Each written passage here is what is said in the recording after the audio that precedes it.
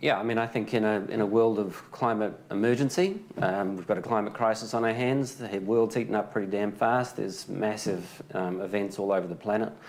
The decision of the government to restart oil and gas exploration, I think, is an extreme decision. Even the UN Secretary General, Antonio Guterres, is just in the last few days is coming out and saying, look, if you want to stay under 1.5 degrees of heating, you can't have any new oil and gas exploration. So for this government to say that we want new oil and gas exploration means they're saying we want to heat the planet more than 1.5, more than 2 degrees. And that is an extreme position which condemns millions and millions of people to a terrible death. So, yeah, I think they're extremists. Radically anti-environment. Yep, can't be trusted. So, Amanda, it's pretty fair to say that the environment wasn't really an election issue this time round. And given what Russell and Mike have just said, do you think the environment is not a hot political topic? I think it wasn't an election issue because there was no political party that made it an election issue, but I don't think that is the same thing as saying that New Zealanders don't care about it. Because if you look at the polling, like consistently, the vast majority of New Zealanders want action on climate change. They think the government's not doing enough and that business isn't doing enough. 8 out of 10 New Zealanders want stronger restrictions on commercial fishing to protect the ocean. Most people want action to protect freshwater. I think a lot of people really care about and are concerned about nature, and I think they will be surprised by just how regressive this government is on the environment, given that that's not something that the government was really, that the political parties were really campaigning on at all. It was like a silence about the environment, which is not the same thing as an endorsement of backtracking on the progress that has been made. Yeah, absolutely. I mean, you only got to look at the events, the extreme weather events of this year.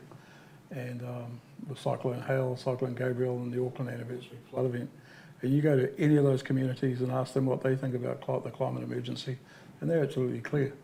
But once again, what sort of action have we seen by this incoming government? They're just going backwards. So, it's a disgrace. It's absolutely disgraceful. So if this is a throwback government, as some people have been describing it, Winston Peters talks about taking New Zealand back. Is this new government like any other government we've had before, Russell? Not really. I mean, you could argue that it takes us back to a pre-Kirk era. I mean, the Kirk government, 72, 75. I mean, it is kind of pre that time. Even Muldoon did some things in the environment space, believe it or not. Yeah, I mean, but it is unprecedented in the sense that we now kind of have this very elevated understanding of the situation in terms of climate biodiversity, which is, new to, the last 100 years, that you wouldn't have seen in a general election in the last 100 years, that kind of the concern about climate and biodiversity that we had going into this election. And so to have a government which is wildly regressive on climate and biodiversity in 2023 is unprecedented.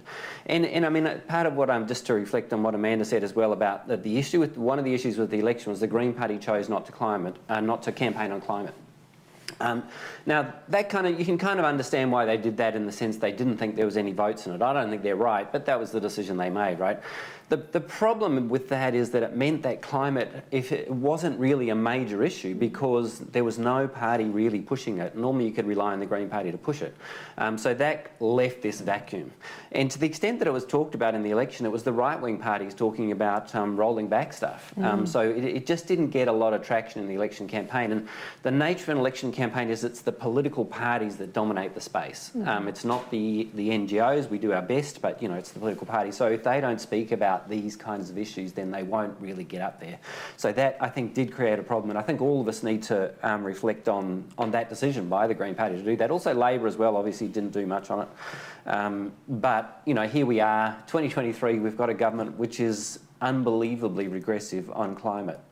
It really is a startling and extreme position that we found ourselves in.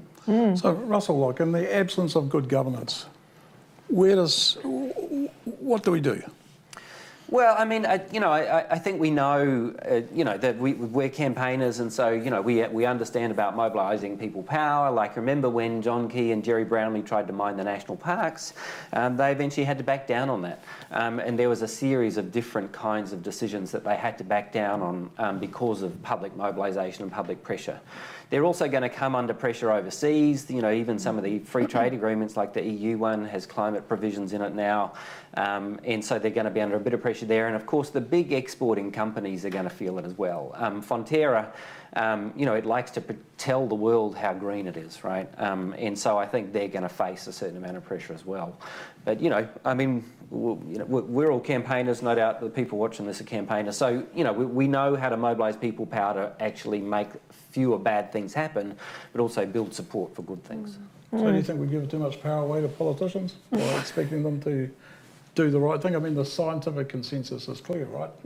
Everybody knows there's a consensus around the globe. Scientists agree. We know what's going on. We know what the solutions are. We know that politicians aren't operationalising those. So do we give too much power away to them? I think as a movement, I guess we could be fairly accused of giving too much power away to politicians under the last government, I think. A lot of people had, you know, high hopes for this progressive government that came in on a wave of climate change as a nuclear-free moment, and pledging to deal with chronic issues of inequality and so on. And I think I certainly experienced, you know, we've all been campaigning under various governments, and we were campaigning under the previous national government, and I feel like there was a real shift in the movement where all of a sudden everyone got sucked into engaging with the government. And what we've seen, you know, in the new coalition government's 100 days plan, they've pledged to overturn a lot of those things that our colleagues in the movement invested years of their lives trying to formulate new pieces of legislation and so on. And this government has come in and just decided to wipe them out. So I think, you know, when we put too much faith in political leaders, then we lose ground because stuff like this happens. And on the flip side, you know, we've seen the grassroots organizing that the right has done during that time has been effective at bringing in this new, very regressive government. So it's just kind of a reminder of how important all that grassroots mobilization is that I know you've been a huge part of, Mike, in your life and all of us in a previous life. Yeah. I want to come back to your point about the first 100 days in a second, but Mike, given your point about giving politicians too much power, and that 2023 is gearing up to be the hottest year on record ever, why do you think it is that politicians aren't working together, aren't working across the globe to find a solution to the climate crisis? I think they're scared on the horns of a dilemma. You know, one horn is like I mentioned before, the power of the economic sector to influence them.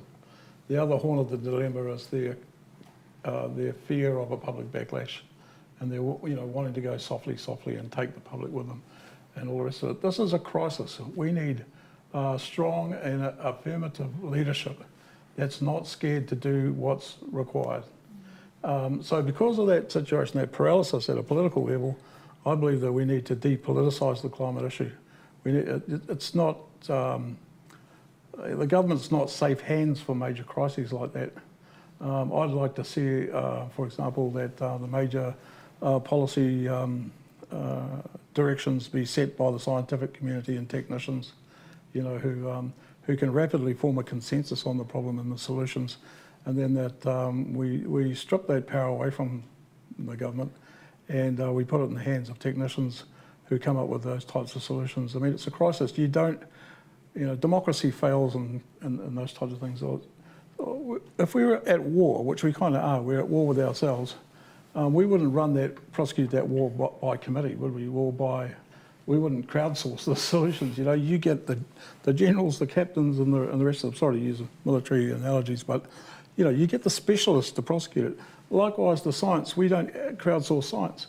Otherwise, you're likely to get, you know, the COVID conspirators all weighing in with their kind of theories and that. You've got to just put all that to rest and say, look, it's got to be in the hands of responsible people. You mentioned before that could look like a benign a dictatorship, but I think so long as the governments are there to enable the legislation and the regulation that comes from the scientific consensus, we're far better doing that than letting them determine it from an ideological perspective, because the ideological perspectives just serve the interests of the vested interests of whatever side of the coin is in power. We've got to step back from that ideological sort of separation and address and just front up to the issue squarely and deal with it. Well, given that what we do have is this three-headed hydra of climate extremists. Co-governance, it's co-governance. The word that shall not be said, apparently. Yes, we're seeing a glorious example of co-governance playing out here.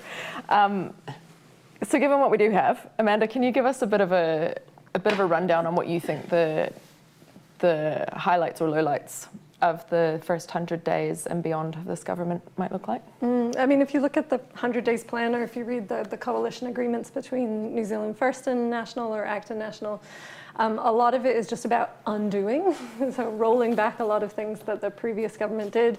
They want to undo regulations to protect fresh water. They want to undo the ban on offshore oil and gas exploration and kind of open up the oceans and the land to more mining of fossil fuels and other things as well. They want to undo some of the work in terms of promoting public transport, cycling, walking, the clean car discount, and instead go back to investing lots of money in roads. So it does look, I guess the summary is it's just kind of rolling back and taking things backwards is what it feels like, yeah. Should we talk about the oil and gas ban for a minute? Because I think that's a campaign that we all of us sitting here worked on for many, many years. And it was one of the few real environmental achievements we felt that the last government got over the line was the offshore oil and gas ban. What are the implications of reopening oil and gas off the coasts of Aotearoa? Well, I guess it's all the things that were signalled last time they considered doing it. It's we've got one of the largest economic zones in the world, so it's not like we're just offering a small acreage into the world, into the global oil economy. You know, we're giving them access to a huge area of the Pacific. Number one. Number two, there's we've got to be rolling back fossil fuels. The consensus is overwhelming on that. So not to do that, as Russell said, is just an absolute travesty. It's confining our children, to the type of future that we couldn't imagine in our worst nightmares, really. And so the implications are that we're creating a culture of death or an economy of death for our children in the future coming up. And I was asked a while back, I was at a conference and they said, well, what's your traditional mātauranga Māori, tikanga Māori response to these kinds of things? And my response was, well, in the days gone by, if anybody came to our village and threatened to wipe out our children's future, we'd kill them on the spot. And I think that's probably that's not just a Māori thing. Around the world you still see people doing that to this day. And that's the response that you have. If anybody came to threaten your children, you'd kill them. Except we don't do that anymore, unlike some other countries around the world. We don't do that, but what we do is we banish them. We banish them from our lands, and that's what we did last time. And and all the good people that are watching this show in their homes were part of that. And it was just such a great example of where the people lead, the politicians are inevitably compelled to follow. And so, while the Labour government, and I was there at the COP when the Ministry of Foreign Affairs stood up there and crowed about how well they'd done in terms of banning oil and how they were the darlings of the international sort of climate culture. But really, they were dragged kicking and screaming every step of the way by popular people's actions. And that's what it's going to take. We know how to do it. Nick Young's sent you all what was it? The open letter. The open letter. So hopefully you've all signed that. But that's just going to be a start of it. But we've got to be tenacious. This government's got a 3-year term. It took us 10 years to overturn the oil exploration legislation, and but it doesn't need to take 10 years this time. We can do it. We'll do it again. We'll do it collectively together. And just thinking about people power in the oil and gas campaign, one of the things that springs to mind for me is that it wasn't just rolling back regulations or putting new laws in place around oil and gas. It was also regulating protesters. So the Anadarko Amendment that restricted protest at sea. Russell, I think you were facing some prison time over breaking the Anadarko Amendment.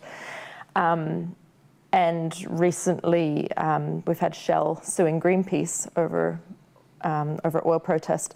Do you think any of this kind of regulation against protests globally is a threat to the action that we need to take to stop the polluters? For sure. I mean, they're going to try it again, right? So this new government will try to use, no doubt, the Anadarko Amendment if there's an opportunity to. And no doubt they'll invent some other pieces of legislation which they'll add as well to try to criminalise protest. But I reckon the thing about the oil and gas exploration ban that's, I think, really interesting is the asymmetrical power, right? So for the oil companies, and Shane Jones said this recently, who's kind of, the villain, obviously one of the villains in all of this, is Shane said this recently. He said, they're unlikely to come back. He said, even if we change the law, they're unlikely to come back because of the risk that's been created of regulatory uncertainty, right? And so this is where we've been able to do something which is really profound and really important, the oil and gas exploration ban, which is very hard to undo. So in spite of the fact that this new government would love to have the oceans full of drilling rigs tomorrow, it's not easy to achieve. And so, because the oil companies know it costs them millions and millions and millions of dollars, and they need long lead times, and they need regulatory certainty for decades and all the rest of it. And so this is something that's going to be very difficult for this incoming government to overturn. And I think it's really important to reflect on, there are some things we've been able to do where we've been able to ratchet it forward, and it's quite hard for them to ratchet it back. And we need to target those opportunities where we create that kind of regulatory uncertainty, which actually makes it hard for them to then restart it. There's just a couple of things I just want to say as well. I think it's also important to think about the balance in Parliament. It isn't it's actually reasonably narrow, right? So National and ACTA got 59 seats, right? Labor, Green, Te Pāti Māori have got 55, and then you got New Zealand First with its 8, right? It's actually pretty tight. Right. So, and what people often forget through all the John Key period is the Parliament was very tight the whole time. It was quite a tight outcome, and so it's not going to take a lot for that to change at the next election, right? Particularly because of the overhang with the Māori seats, right, which totally benefits the Labor, Green, Te Pāti Māori side of the equation, because these 2 extra seats that Te Pāti Māori have got, in addition to their 3.1% of the party vote, they would have given them 4 seats, but they won the 6 Māori electorates. 6 Māori electorate, right? So the overhang, and that benefits Labor, Green, and Te Pāti Māori, right? And so it's not as far away that this government isn't as strong as it looks on at first glance. And I think it's really important to remember that as we run these campaigns, that they're going to face that. I just want to say one more thing on institutional reform, which I think is very interesting, just to pick up on the points Mike was making. So if you think about the new right, one of the institutional reforms they did in the 80s was the Reserve Bank Act, right? And so they gave Parliament, legislated for the Reserve Bank to have the power to set the official cash rate, right? And so they said politicians weren't to be involved in this for various reasons. Now, putting aside their theory and whether that's a good theory about inflation and the OCR and all the rest of it, the model whereby the Climate Commission is the one that determines the number of reserve units to be released for the ETS, and carbon pricing is not the full story, but it's one part of it, but to give the Climate Commission the independent power to decide how many carbon credits to release each year, I think would have a significant influence on it. And I was really pleased that Labor and the Greens have now come around to support this. And at some point over the next cycle or two, we're going to have this kind of institutional reform, which does a little bit of, I think, of what Mike was talking about, which gives some of the power to regulate the climate space to an independent climate commission. And I think that will help. So do you think this can be a one-term government? Look, you never know, right? It's early days, but clearly they've got a lot of internal tensions. There's no question about that. National have had to jettison a whole bunch of their kind of, vaguely greenwashing policy in order to get New Zealand First and ACT on board, because, a lot of the more outrageous stuff has come from them. And so I think that's going to create some problems. I mean, the smoke-free stuff is just unbelievably stupid. and just like for what, you know, to try to fund some tax cuts. I mean, so I mean, if they follow in that pattern of these really stupid policies that just annoy the hell out of people, the other thing that's going to happen is they're going to really drive New Zealand into recession next year, right? So, you know, things are going to get pretty tough, I reckon, for a lot of people next year, and that's going to drive a lot of discontent with the new government. Because remember, you know, it's cost of living, right? That's why they're there. And I think people are going to find that the cost of living eases a little bit on the inflation side, but gets worse because the government induces a recession. One of the things I think you're implying in there is that the radical government that we've got is not necessarily the thing that a majority of people voted for. And it's kind of this mixed coalition between New Zealand First, National and ACT that's giving us what we've got. Amanda, do you have any thoughts on what people really wanted? Do you think, where do you sit on this notion that we didn't vote this government in, we voted the last one out? Yeah, I mean, I think that a lot of people voted for the last government because they had a vision for transformation and change, and people wanted something different. And then I personally believe that the Labour government really squandered the opportunity that they were given with a majority, with a really visionary agenda, and they've kind of been chasing this centrist voter, the median voter, or whatever you want to call them, who I think just doesn't really exist. Like, people this election voted for change, and because Labour was in power, change was the right. Whereas, you know, if you have a national government and people want something different because they're dissatisfied, they will vote for Labour or they'll vote left. So I think it's just like a real, we've got an extreme government now because people were discontented and wanted something different, but I don't think that this is what people voted for, especially when it comes to the environment, which, like Russell was saying, you know, was barely on the agenda at all. I really don't think that this is what people voted for in the election. I think COVID had a lot to do with it too, you know, like we've gone through 2 years of, you know, stress as a nation, and it would be hard for any government to come out of a period like that without, you know, the populace wanting to see, blaming them, I guess, for you know, for the tribulations and the trials that the New Zealand public went through. So I think they copped a lot of flack for that as well. I think that had a severe impact on there. But I mean, the Labour needed it really needed a shake-up. You know, they could have gone a lot further and a lot faster, and the Greens could have, but they chose not to, and they squandered that political opportunity. I guess we saw Labour tanking, but the Greens and Te Pāti Māori actually did really well this election. What do you think that tells us about how people are voting? People want change. You know, they're satisfied with the sort of centrist politics. Sometimes it's hard to slip a cigarette paper between the we don't talk about cigarettes. Oh, yeah. That's banned, right? No more cigarettes. But you know what I mean, a very thin coat of paint between the ideologies sometimes on some issues. And so, yeah, I think we need some really, we need an invigorated political system. And I think that constitutional change is one element of that, where we could enshrine some of the fundamental things that New Zealanders hold precious to them and put them beyond the reach of politicians. So at one end, like Russell said, we could take some powers and we could put them other places where they're depoliticised.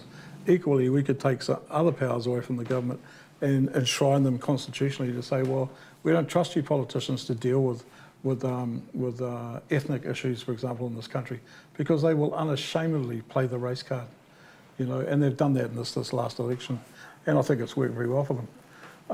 And that's disgraceful. And so they can't be trusted with building a foundation for good relations between peoples within this country.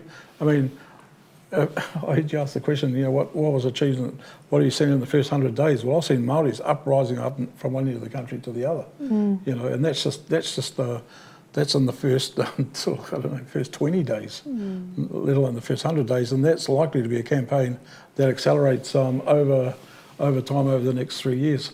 And you know, so they can't be trusted with race relations. They're divisive, you know, they're exploitative. They're a shallow pool when it comes to those types of issues.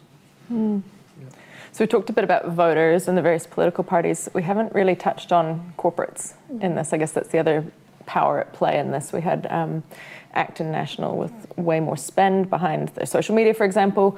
What role do you think corporates play in influencing politics in Aotearoa? Well, I mean, so New Zealand's kind of like people talk about a petro state, right? When you talk about Saudi Arabia or something, we're an agro state, right? So, you know, the biggest corporation by a country mile, nothing is even close to it, is Fonterra, right? So you can't really understand New Zealand politics without understanding agribusiness, right? It is just such a dominant part of the political space. And so, you know, if you have a political economy kind of approach to it, you go, well, your politics in a capitalist society, politics is always going to be so heavily influenced by what's going on in economics, right? And so Fonterra is this massive player, multi, you know, it's a $20 billion company, right? And there's just, it just has this massive part in New Zealand policy. And if you look at the list of things that this government wants to do, when you go through the two coalition deals and the 100-day plan, a whole stack of it's agriculture, right? A whole stack of it. It's just not only the freshwater regs, right? It's like getting rid of those terrible freshwater regs that are protecting, or hopefully would be protecting, you know, rivers and lakes, or doing a better job than they're doing currently. They're also targeting animal welfare, right? So they want to reform the animal welfare system. The reason that we want to do that is intensive winter grazing, right? So there's 600,000 dairy cows in Southland, right? There used to be 30,000, now there's 600,000. And you can't keep dairy cows in Southland over winter unless you find something to feed them, right? It's too cold. The grass doesn't grow. And so New Zealand has this intensive winter grazing system, which means the cows live in mud up to their udders and give birth in mud, right? Completely against all kind of animal welfare codes, right? And so they want to target the animal welfare system in order to make sure that that doesn't get in the way of this intensive winter grazing system. There's a whole, you could go through the emissions trading scheme, right? What are they going to do in that space, right? You know, they're going to target the methane pledges, right? The methane pledges were already really weak. They're going to make them weaker. It's kind of like you can run through those coalition deals and go Fonterra, Fonterra, Fonterra, Fonterra, Fonterra, because we live in an agro state where it is a dominant player within our politics. And so you can't really make sense of what's going on until you get your head around how important Fonterra is in the New Zealand political economy. I guess the other force in that is Federated Farmers, the lobby group for the dairy industry, and now we've got Andrew Hoggard, who used to be the head of Federated Farmers as the Associate Minister for Agriculture and Animal Welfare, which is, you know, it's the fox in charge of the hen house, feels like here. Amanda, do you have any thoughts on that? I guess just to say that it's looking very similar in the ocean space, where you've got Shane Jones as the new Minister for Oceans and Fisheries. So yeah, again, it's kind of champions of industry that have been put in charge of regulating industry. And so, you know, I mean, I guess that gives a flavour of what this government is about and what their priorities are. But it also speaks to where I reckon, I'm not sure I agree with you about you can depoliticise all of it, Mike, because so much of it's so political. I mean, if you think about like the agricultural space, right? So the government went into He Waka Kanoa and said, we're going to depoliticise the space, we're going to get everyone on board, right? Yeah, but they didn't. They didn't they really. did get them in the room, but all they did was gut it, right? So there's nothing in that space. And Andrew Hoggard, who was head of Federated Farmers during all of that process when Federated Farmers was supposedly committed to climate action, as soon as he became an ACT candidate, he said, oh yeah, that climate stuff, you know, maybe it's true, maybe it's not, can't be sure, right? And he obviously was like, that's his view all through the He Waka Kanoa space. So I do think like you have to, there's one level where you can try to depoliticise the bigger stuff, but then there's always going to be these just really heated political battles like we're going to have here with agribusiness, and there's no way getting around that kind of confrontation, you know. Well, yeah, well, so there's a possibility, I believe, of breaking the monopoly that Fonterra has, you know. There's various regulations in other sectors that prevent monopolies forming, just for that reason, because they exert way too much power. And so, yeah, I mean, that's got to be something that we spend some time looking at, I think. Yeah. Yeah. Agree to disagree. Otherwise, we just perpetrate a system, you know, we're just tinkering around the edges with it, you know what I mean? Unless we go right to the fundamental, some of the fundamentals of it. And that's why I think, you know, at a constitutional level, you can enshrine those types of equity and social justice issues at a higher level than the domestic political, because it's at that domestic political level where things are entrenched and they just dig in. And like you say, they're very hard to untangle. So, because if we don't, we're just going to continue on with the same system that we know is failing?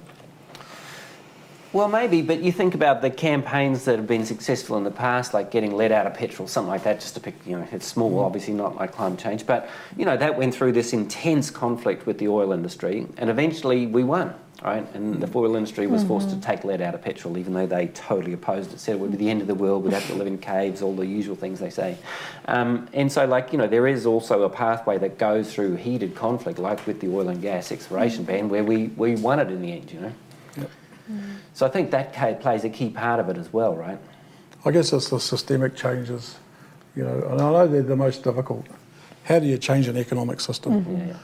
How do you change a whole political system? And I think it's inevitable that those systems will change. I mean, if you go down the rabbit hole of a 3-degree, 4-degree, 5-degree climate impacted world, there's going to be change all over the place. It's just going to be uncontrolled change. It's going to be a crash landing. And I think that we need to manage that, it's inevitable that we're going to be facing some of those challenges. So we need to get ahead of them, and we need to have a controlled transition as opposed to just one that just a chaotic one, in my opinion. Before we go to questions, do you want to respond to any of that, Amanda? I guess what I was reflecting on while you were talking there, Mike, is we can see just how embedded, how the symptoms that we're experiencing, whether it's climate change or inequality or freshwater degradation or biodiversity loss, they are all symptoms of this bigger systemic problem. And I think it's hard when you're confronted with capitalism and colonization and these big systemic issues that have been around for many generations to know how to tackle that as a campaigner that's trying to create change. And I suspect that's something that's on people's minds as they're watching this as well. It's the problem feels too big. And that's why, our job, I guess, as Greenpeace is to kind of chunk it down into the things that you can win that build power towards change over time. And what Russell was talking about, who are the power holders that are preventing progressive action now? In New Zealand, we know that the agriculture industry in Fonterra is the biggest power holder with control over politics. So it's our job to kind of chunk these challenges down into fights that we can win in the short term, and then that we can sort of stand on the shoulders of previous generations and continue that fight on towards something better that, we might not see utopia in our lifetimes, but I suppose we can build towards it. Yeah, I think one of the inhibitors for that type of deep change is that sense of there is no alternative, or there's no alternative that we can see. We just totally have been immersed in this culture that we currently live in. We can't see beyond it. But for us as Māori, we have these alternatives that are just right in front of us that we see every day. We've got alternative philosophies, we've got alternative languages, we've got alternative TV stations. There's all kinds of alternative ways of doing things which are readily available to us. So the notion of transformational change is something that we live in every day. And of course, that's part of what's going on with this current government, is they really don't like that, do they? And they're saying, well, we're going to hold you in this world that we've built. And we don't want you breaking out and having some kind of alternative way of doing things, because that threatens our total control over you and the rest of the population. And yet we're being tethered to a crashing plane, and we know it's crashing, and our people want to get off. And we know how to get off, and we know what lies on the other side of that. It's not as if we don't. We have to go and reinvent this alternative world. It's there. It's there every day. And our people are demanding it. They know it's there. And any attempt to try and curtail that alternative vision, that alternative practice, is being met with rage around the country at the moment. It's not because we're confused and feel like there is no alternative. There's an alternative, all right, and we're going there. And people are welcome to come with us. Yeah, it's just when it hits the fan in the next cyclone, you'll know that there'll be a warm bed and a cup of tea and some food at your local marae. You will. That's how it rolls. You know that the young, as the state fails to get its machinery across the bridge that's busted down, the road that's collapsed, you'll know that young Māori men in Zodiacs will be zooming up and plucking your grandparents off their roofs. That's us. That's what we do. And so it's not abandoning. It's not abandoning the people as we make this transition. We're not abandoning people. We're abandoning a ship that's sinking. We're getting off the sinking ship, and that's a good thing. That's a smart thing to do. And if you want to come, you're welcome. Does sound like a smart thing to do.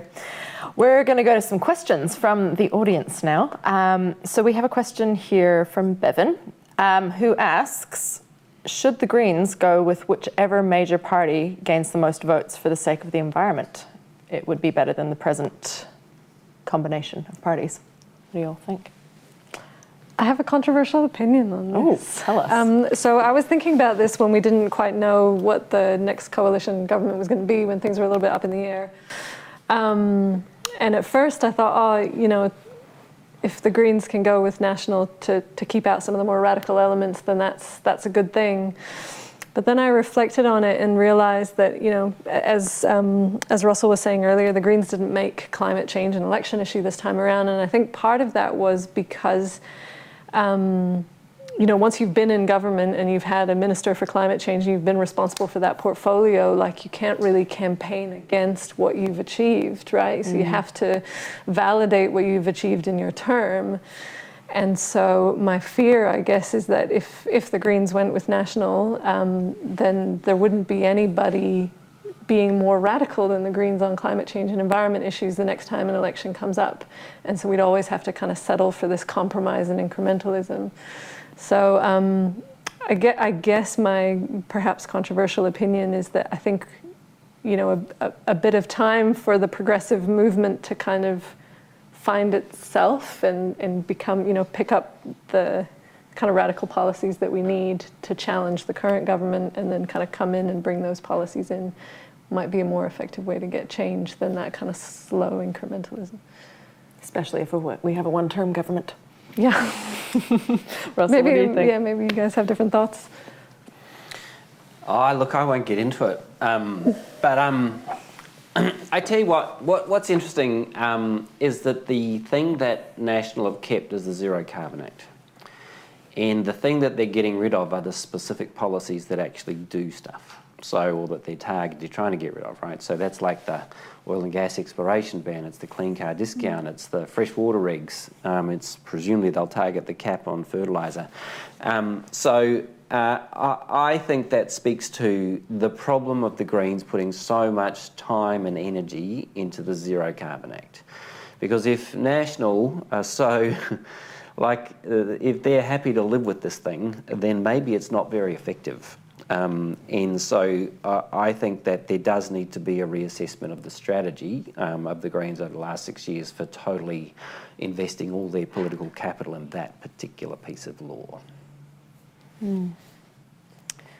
Okay. Mike? Yeah, no, interesting. And so what do you think, Russell? You think they're just going to keep the framework there but just hollow it out in any practical way? Like with the ETS reforms are on the cards now, they're not. Yeah. Is it just, token reform? I think the thing that most people don't know about the Zero Carbon Act is that there's a reference within the Zero Carbon Act to the Paris Climate Agreement, right? And when it was being debated in the House, the Greens and others said this is a law that binds the government to the Paris Agreement. However, when it went to court, James Shaw, as the Minister for Climate Change, went to court and argued very strongly that the Paris commitment in the Zero Carbon Act is purely aspirational and not binding on the government. And he won. He won that court case. Lawyers for Climate Action are appealing it now, but the law as it currently stands is that it's just aspirational. The Paris Agreement within the Zero Carbon Act, after James Shaw and his lawyers won their argument, won their day in court, they proved that it was just aspirational, not binding. So when Chris Luxon looks at the Zero Carbon Act, he goes, It's just aspirational. John Key can live with aspirational. He had all sorts of aspirational targets. So I think that, that speaks to the weakness of that particular act. Okay, we have another question from Anna, and this is more looking at ourselves, I think. So with the huge climate and environmental impacts of war, as in Gaza and in Ukraine, should Greenpeace now be linking the peace part of our name more with climate and nature aspects of the Greenpeace mahi? Absolutely. I mean, if we can transition away from fossil fuels at scale and speed, peace will come to the Middle East. Because a lot of those wars are based around, they're oil wars fundamentally, and a lot of those countries that are practicing some fairly bizarre death cults over there, would lose the financial ability to create as much havoc as they're doing. So I think the environmental solutions that are being demanded and the organisational response provide a base for peace, global peace, definitely. Because, we know that the loss of diversity, the climate crisis, the water quality crisis, those are death sentences. They're going to lead to, potentially violence at a huge scale. And so, peace will be found when we live in peace with our environment, for sure. Any other reckons on that? I totally agree, Mike. I reckon, we've all lived through, well, those of us have been around, the various Middle East wars, right? And we've all protested against all these wars. But you're right, why is the United States continually going to war against countries in the Middle East? Why do they overturn democracies? Remember, they overturned a democracy in Iran because they voted the wrong way, and they voted for a government that was going to nationalise the oil. Why does this keep happening, right? So why is it that the Enlightenment and all of our democratic values are not for export, they're only for domestic consumption, but when we behave in the Middle East, we behave like an imperial power? And the answer is extremely obvious, and it is staring us in the face, and that is that the whole thing is dependent on the energy that sits under the ground, the stored energy in that oil. And controlling that oil is so important to the United States and the other imperial powers that they have gone to war time after time after time to do it. So if we are able to disconnect our civilization, such as it is, from these stores of sunlight from millions of years ago sitting under the ground in the Middle East, we will remove the reason for those wars and create an opportunity for people in the Middle East to determine their own future free from the constant threat of violence which they currently face. So I totally agree. I think it would be tremendously helpful for world peace to disconnect our dependence on fossil fuels. No? I also think there's something just from an activist perspective, I completely agree with both of you on that.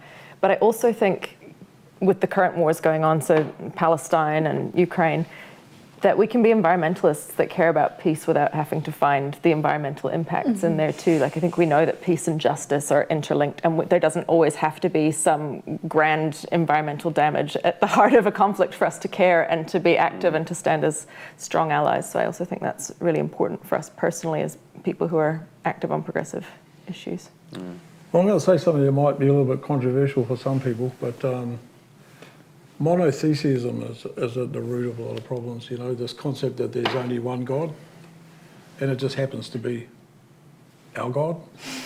And anybody who doesn't believe in our God must be put to the sword. And that's been a characteristic of Middle Eastern religions, whether or not they're Judaism, Muslim, Christian, this notion of that there's only one God, there can only be one. And I think that's a concept that's well past its use-by date. How you convince people to give up on that, I don't know. One would sort of like to think that if they just calmed down and had a cup of tea, had a good long hard think about it, they'd realise, that there's room in the human psyche for all sorts of imaginative things. The power of our imagination is a beautiful thing, and we can imagine all kinds of things. We're not all going to imagine just one thing, one fantastic sort of being. Like in Te Ao Māori, we have so many gods, it's ridiculous. So the idea of having one God, so if somebody else comes along and says, we've got a God, You know, we're like, oh, great, only one. You know, but we're not threatened by that. You know, we're not like, you know, there's only one God and it's our God. It's like, you know, there's heaps of gods. You know, you got some too. Oh, fantastic. How many have you got? Just one? Shucks, would you like a few more? You know, so I think that fundamentally is, you know, it's just one of those belief systems that I think that we need to really seriously question. But I know that could be potentially offensive to a lot of people, and I don't mean it to be. But it's just that overwhelmingly the evidence of how all of that plays out between human societies and the damage that it causes and continues to cause is just, you know, if there was a God in heaven looking down, he'd be bitterly disappointed in all of us, I would imagine. Well, the one God we know in Aotearoa is the dairy industry. So I'm going to bring us back there. We've talked a lot about the kind of damage of the incoming government. We'll take some more questions from you soon, audience.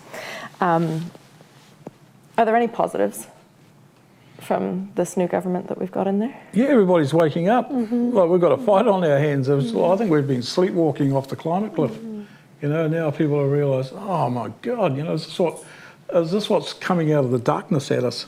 So now we've got a chance to organise over the next 3 years and send it back into the darkness forever. You know, there's a chance to define our society as being the, you know, the amazingly creative and fearless and innovative people that we are and can be and will be.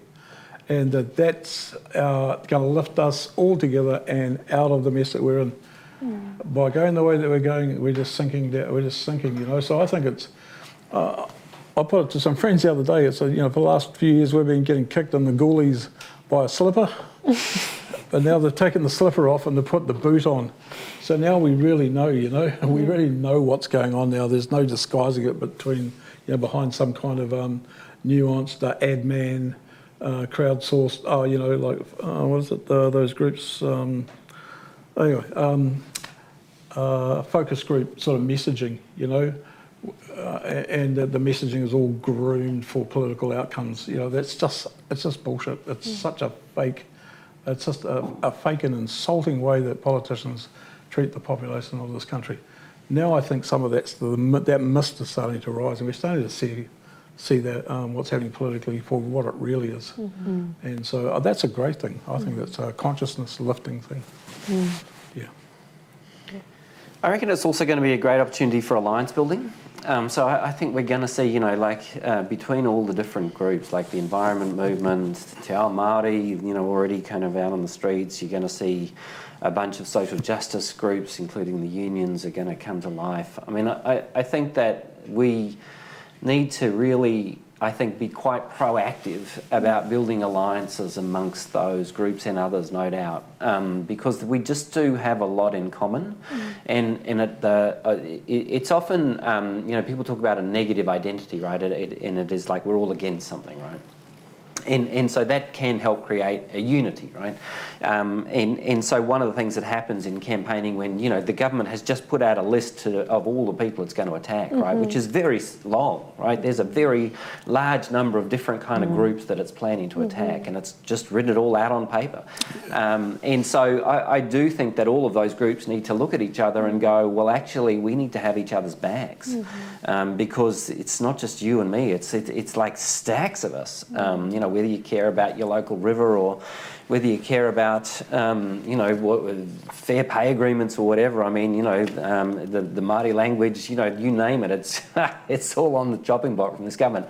So yeah, alliance building and seeing our common cause, I think, will be quite important, and a real opportunity. Yeah, absolutely. You know, a real opportunity to build that. It's like that intersectionality idea is pretty laid bare all of a sudden. It's really clear to see the connections. See, I know, it's like National's been studying intersectionality policy, you know, and they're like, you know, because they're so woke. And so they've read it all and they've said, right, we've got to attack all of these groups at once because they're all connected. Look at them, it's intersectional. We need to just have a long list of all the groups we hate. And we'll just write coalition agreements that just list them off one after the other. I mean, if you sit down and read those coalition agreements, it's really quite startling. Like, most most people probably don't do it, but I really recommend it. Like, sit down and read the 2 coalition agreements. You will be shocked by what's in there. It's just one thing after another. It's all, and the grievance, they talk about the grievance industry. Well, Jesus, the grievance industry in those 2 agreements, it's like they have all these grievances from the previous decade, all the things they hate. Resentments. And they're going to kill them in line. They've written a list and they're going to cross them off. We're going to get rid of the protection for freshwater. We're going to get rid of those animal welfare rules. We're going to knock them off. Climate change bullshit. It's like, oh my God. It's anyway. It is a remarkable list.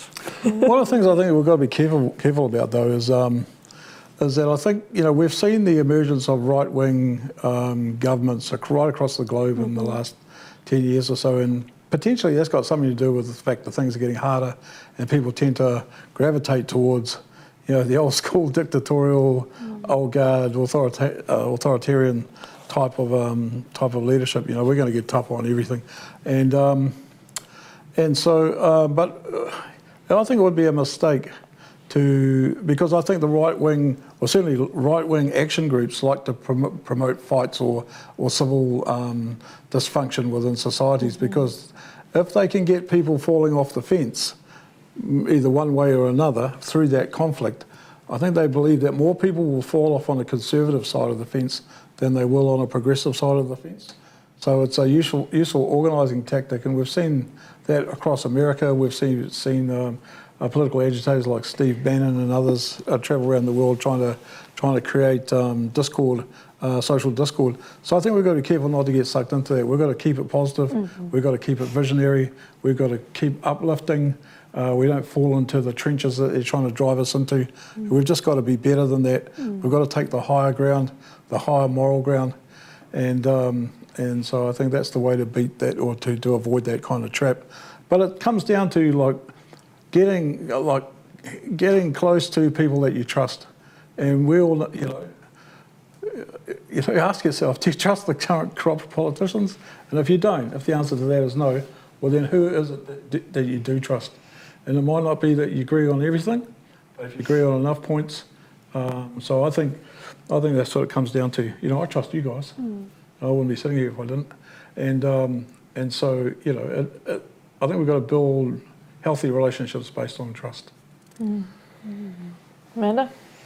I was just thinking as you guys were talking, again, reading through the coalition agreement, if you think about who is this actually serving, and what a small fraction of the population it is that the coalition agreements are serving, and what a huge proportion of the population are being, negatively impacted by all of these things. It just blows my mind that one of the things in the 100 Days Plan is to overturn fair pay agreements.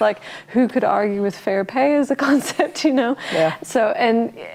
So the number of people who are going to be negatively affected by this is a vast majority compared to who's actually going to benefit. And I think our dear friend Nick was saying earlier, the power of the people is stronger than the people in power. So I think we've already seen, people turning up to protest at the drop of a hat, with 2 days' notice. And that's, I think, a taste of what's to come under this government. And I think that's an opportunity for everyone to get involved and to make a difference. Yeah. I want to turn to the opposition, because I guess some of the opposition was part of our previous government. We've talked about some of that. But is there any hope that you see in the opposition? Or is there anything you'd hope to see them do this term? Yeah, I think it's started off with a bang, really, with yesterday with the MPs being sworn into Parliament and Te Pāti Māori choosing to do things differently, and already causing quite a stir from our friends Shane Jones and Winston Peters. I really think that as frustrating as it is for the Greens and Labour not to be in government anymore, I think that being in opposition is going to help them get closer to the movement as well, and be able to sort of maybe hold stronger positions than they've been able to when in government. So I'd like to see them coming back to taking some of those more radical positions that they claim to stand for, I guess.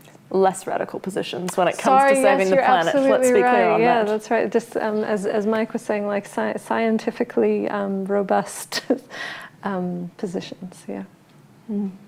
Yeah, it's going to be interesting, I mean, Parliament is a battleground. You know, it's a place of conflicting ideas, and so it's going to be fertile ground, I think, for these issues that we're concerned about to be battled on hard over the next couple of years. So that's going to be interesting. And so for those people in Parliament, good on you, give it heaps, but let's not divest ourselves of our own power. You know, like sometimes we give our own power away. You know, we think other people are taking our power away, but sometimes we give it away far too easily. And so I think it's going to come down to organising, you know, across sectors.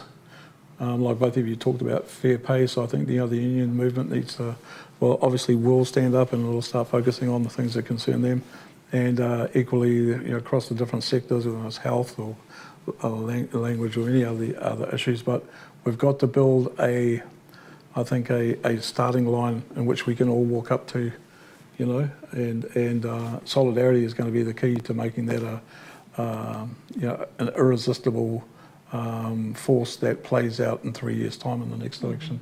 But equally in that, we can't just let you know, other political parties just slide in on the backs of our community activism. We've got to be able to exert some influence over the direction in which they're going, and be pushing all of them for deeper change and for more courage. Should we go back to some questions from our lovely audience?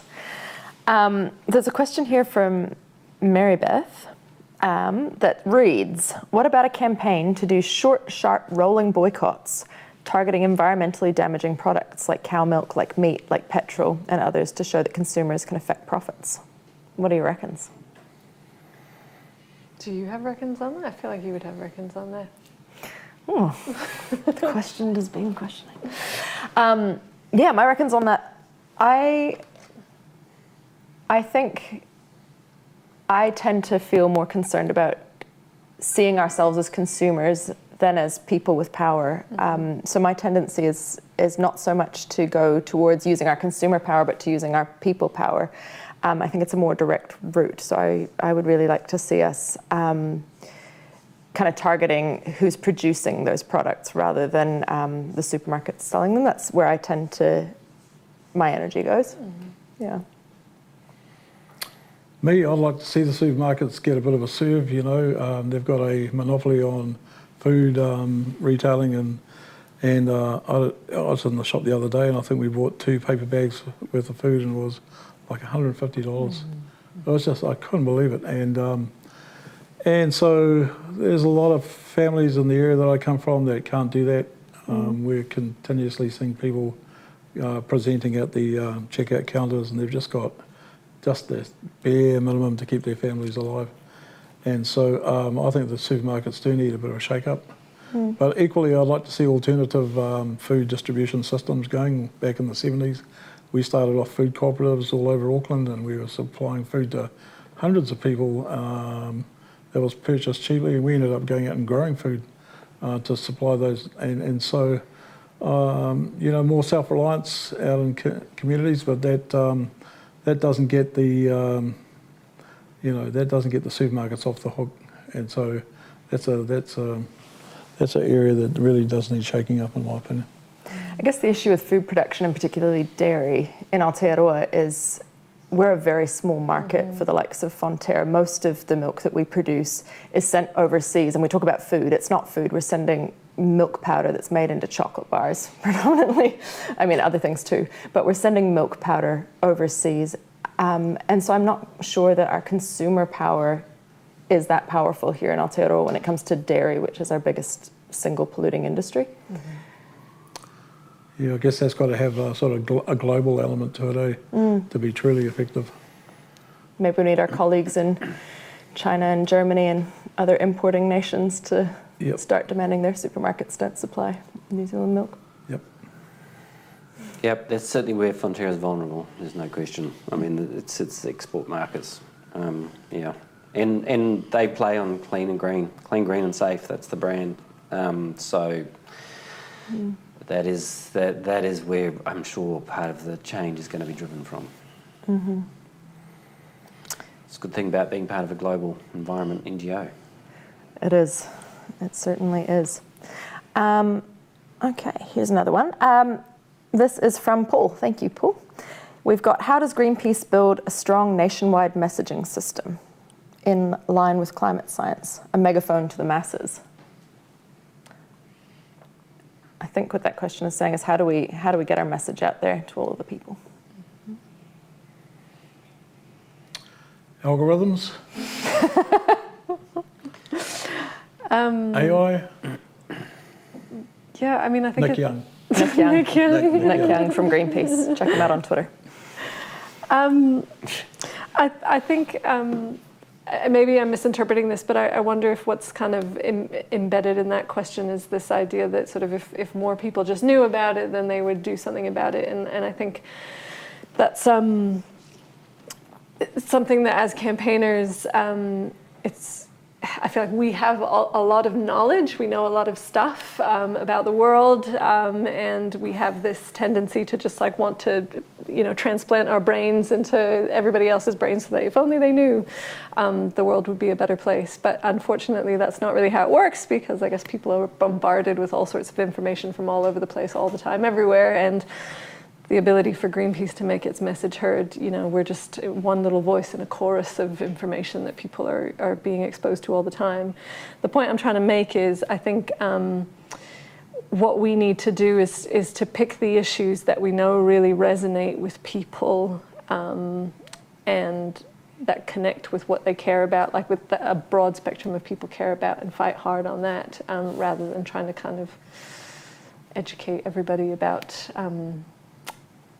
the state that we're in. Sorry, that was a bit of a kind of cryptic response to the question. Well, I think one thing that you say around the office at Greenpeace quite a lot is campaigning is not education.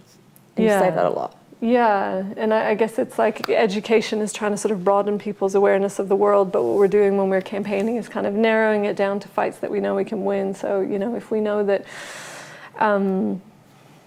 it's the agriculture industry that has power over politics, it's kind of how do we shift that power, and what are the campaigns we can work on that shift power. And over the last few years, we've been working hard on the campaign against synthetic nitrogen fertilizer, which is an enabler of the dairy industry and also a major contaminant of drinking water and fresh water.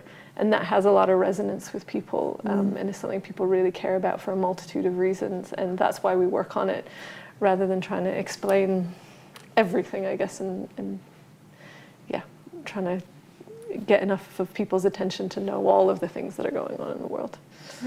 Yeah. Did you have a moment, Amanda, where all of the information that you knew about the state of the world suddenly turned into activism? Because that's not a given, right? Yeah. So I tend to, what I say to people is I've had a bit of a backwards transition into activism. Like there's that old saying that you get more conservative as you get older or something like that. But for me, it's kind of been the opposite way.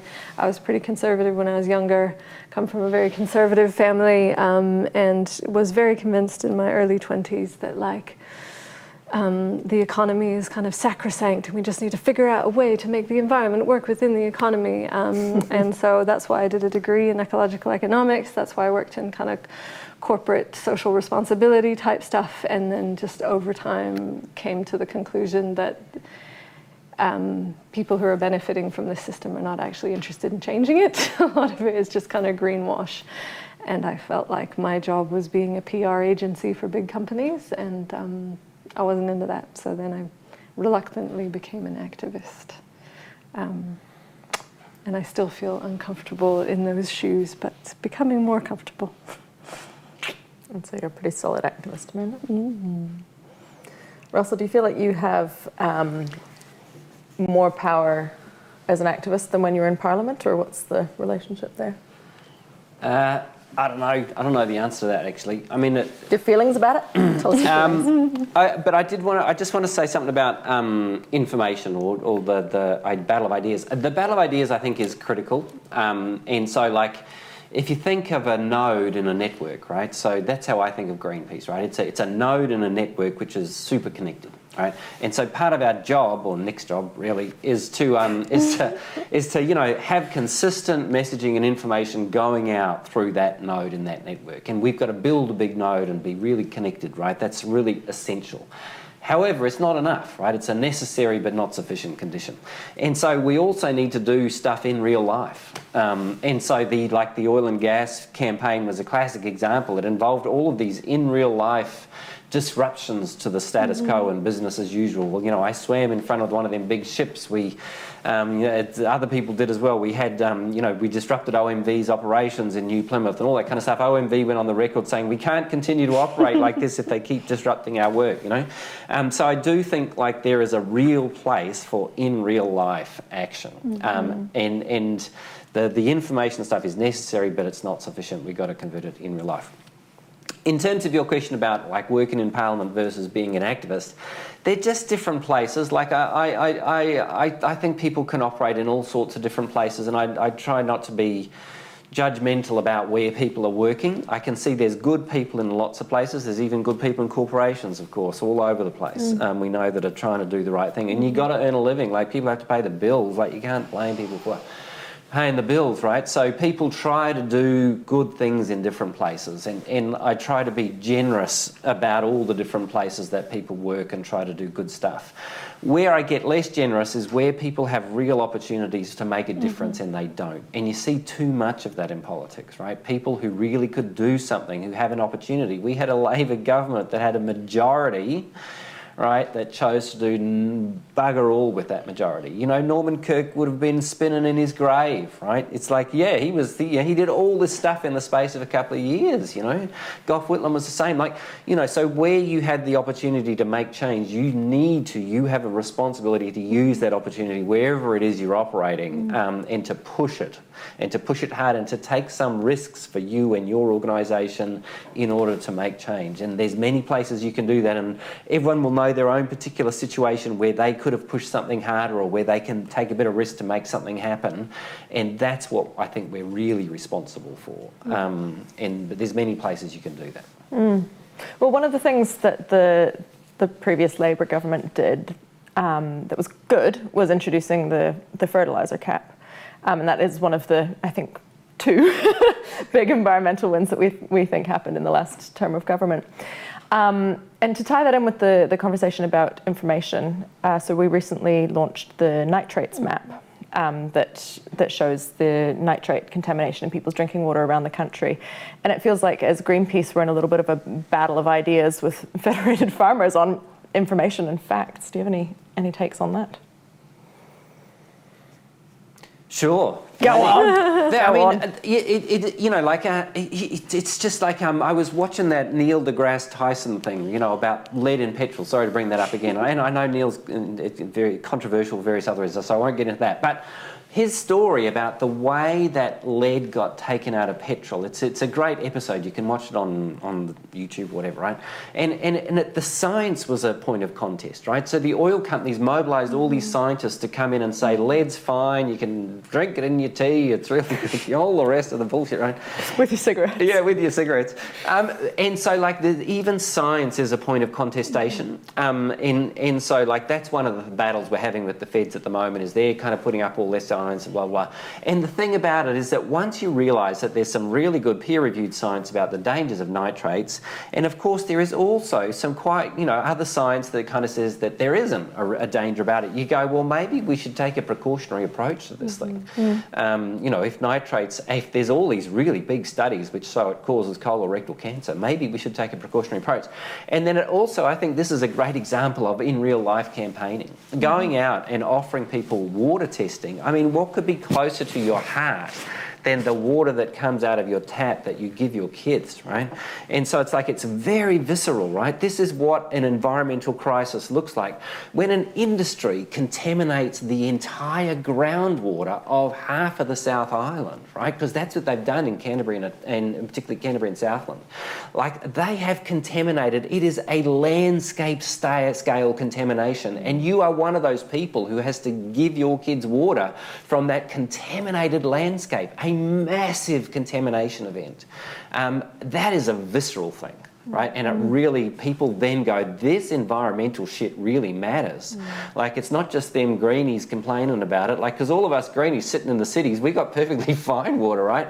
But all the poor buggers out in rural New Zealand who are having to drink cow urine that's coming out of their taps, I mean, that's a visceral, in real life kind of campaign, and I think that is very, very powerful and shows people how this work, our environmental campaigning work, is really close to them and is really important to them and all of us. And Russell, I'm just going to stick with Russell for a few minutes because he is about to go. I just got a 5-minute warning for you. Oh, right, sorry. No, it's okay.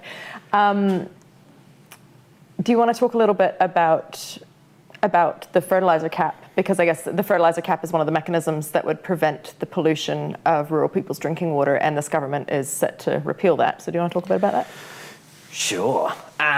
Look, I reckon one of the amazing things that people don't really understand is that the Resource Management Act was a piece of neoliberal legislation, right? It's like the Building Act, right? It's about the same time, right?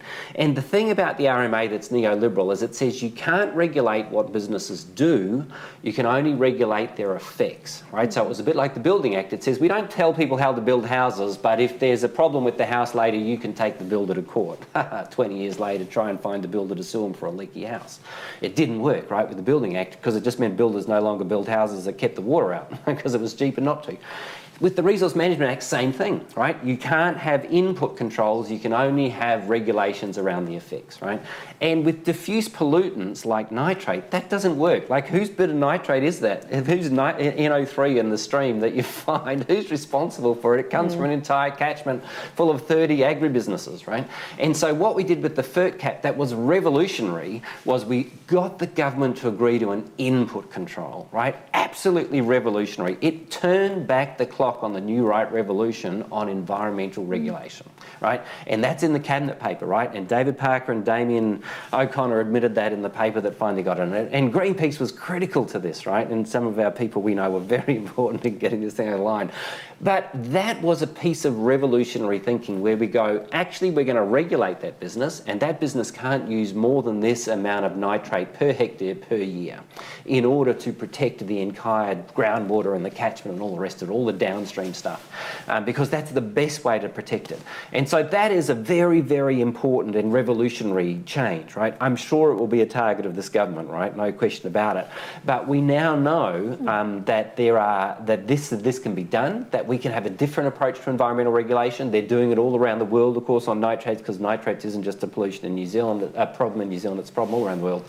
And so the synthetic nitrogen fertiliser cap was, in that sense, quite a very important piece of environmental regulation that went right back to the New Right Revolution and overturned a fundamental premise which says the people operating together through their government have a right to regulate businesses to make sure businesses don't poison the people. That's what that regulation says, and that's why it's so important. Well said. All right, Russell Norman, we're kicking you out. Not because you are the weakest link, not because you didn't survive, but because your time is up. Really appreciate having you here, and I'm sure all of our viewers do. If you have any further questions for Russell, put them in the chat and we will direct them to his inbox later. Thanks so much, Russell. Thank you. Take care. We'll just awkwardly let you go. Maybe just for viewers, if you are interested in getting your water tested, if you live rurally and you're on bore water, you can request a testing kit from our Greenpeace website, and you can send your water sample into us and we'll test it and send you back your results so that you can know the level of nitrate contamination, if there is any, in your drinking water, and see it uploaded on the map. Check out the map. All right, you two. It's just us. We were down to 2. We're down to 2. Is there anywhere in particular you want to go? Otherwise, I will find somewhere for us. Yeah, fine. Find somewhere? Okay. We talked about the fertiliser cap. Okay. Mike, what's the conversation within Te Ao Māori about this new government? Quite a lot of anxiety, quite a lot of anger, quite a lot of disappointment. There's lots of organisation going on. I think in a couple of weeks' time, Ngāti Kauhunun, who's called a big meeting amongst their tribe, Territorially, they're the biggest iwi in the country through their territory. To Aotearoa from Tainui, I think yesterday has called for a national hui on the 18th of January. And so he's pulling people together in Aotearoa. We've got Waitangi Day looming on the 6th, which is going to be a lot of fireworks there, anticipating. I'm currently writing out some strategy papers for the Iwi Chairs Forum to pull a position together to establish a coalition, of intent in regard to these policies. And so, so there's a lot of movement. There's a lot going on. You mentioned rāhui. Can we talk about oceans and fisheries a little bit? I feel like that's an area that we haven't talked much about. Do you see there being a role for kind of community-led rāhui? Yeah, absolutely. There's some very good work going on, particularly around the Hauraki Gulf and the mid-northern east coast, where hapu and ocean defenders are. They're not waiting for the government to come up with the regulations to protect the marine area. They're just taking the onus upon themselves to declare it. They're working really effectively with their communities to ensure that they're taking their people with them, their local communities. So it's not just the Māori population, but they're working with their neighbours to explain what the concerns, why they're doing these things. And so, rāhui, which it's a traditional restriction on the gathering of food or sometimes activity on the water when it's determined that those treasures are at risk, or those life systems, and part of our life system, of course. They're not resources; they're our life systems, and so they're formulating bans on them, which is really exciting. That's really cool. Amanda, I wanted to ask you, with your environmental economics background, what your reaction is when you hear, the environment and nature being referred to as resources, as Mike was just kind of referring to. It's really funny.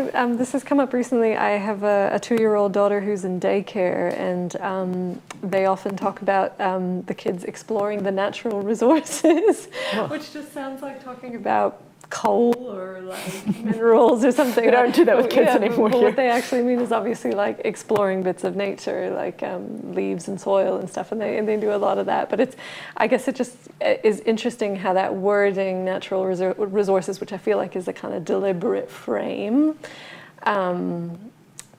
to turn nature into something for the use of, commodification of nature, that's exactly right, has kind of infiltrated our language to the point where like preschool teachers are using that language to talk about how kids interact with leaves and grass. It's also assets, people refer to these things as assets, as if they're like tradable commodities, and they just monetize them rather than seeing their role in the biodiversity and the web of life. And I guess it's quite a Western extractivist cultural approach. And I guess one of my concerns would be if this government is looking towards that approach as the way forward, we're going to just see more of it. And we call those things taonga, which means treasures, and that's why they don't want us to speak Māori. Well, that's a really good point. It just goes to show how the fight for language and the fight for nature and whatever, these things are all connected, right? It changes your frame of reference. You stop seeing them as exploitable commodities and to be the treasures that they are. And that's a whole mind shift.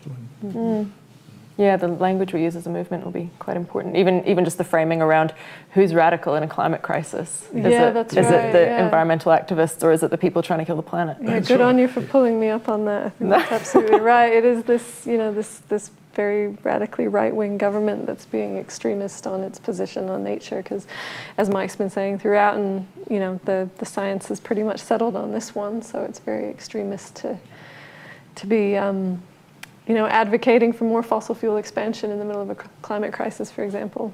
Yeah, very extremist. If anyone in the audience has any more questions, please feel free to send them in, and they will come through to our iPad. Okay, I wanted to talk to you both a little bit about a little bit more about oceans, actually. we talked quite a lot about what was going to be rolled back in the agriculture space. How about oceans? You know, it's interesting, if you go through the coalition agreements, it's very vague. There's very little in there about ocean policy at all. Now I need to make sure that I get the wording on this right. There's something in the New Zealand First and National Party coalition agreement about kind of approaching UN treaties with skepticism, which I guess, you know... Skepticism is another one of those words we need to use carefully. Yeah, that's true. But that popped out for me because obviously the world has signed a global ocean treaty, and the intention of which is to protect the high seas. So at the moment there are ocean protections in, you know, areas of national jurisdiction, but then there's the high seas, which are under nobody's political control, which are kind of a free-for-all for high seas fishing. So the Global Oceans Treaty is all about putting vast areas of the ocean under protection. And that's a UN treaty that has yet to be ratified. And so, you know, with the former government, the former foreign minister, Niamh, was very on side with the Global Oceans Treaty and was pushing her delegation to the UN to push that through.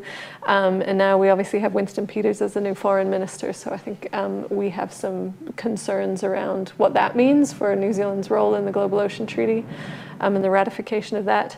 But like I said, other than that, like, very vague wording, so I guess the concern for us is just around the ministerial appointment of Shane Jones to that Oceans and Fisheries portfolio when he has, you know, very clearly said that he's a apostle of industry and a champion of the commercial fishing industry. So I think earlier you mentioned, I can't remember the exact number, 89% or something like that of people in Aotearoa oppose bottom trawling as a fishing method. I don't know the exact number. You might. It was a bit more than 80%, yeah, 80%? But that's pretty consistent over many years, yeah.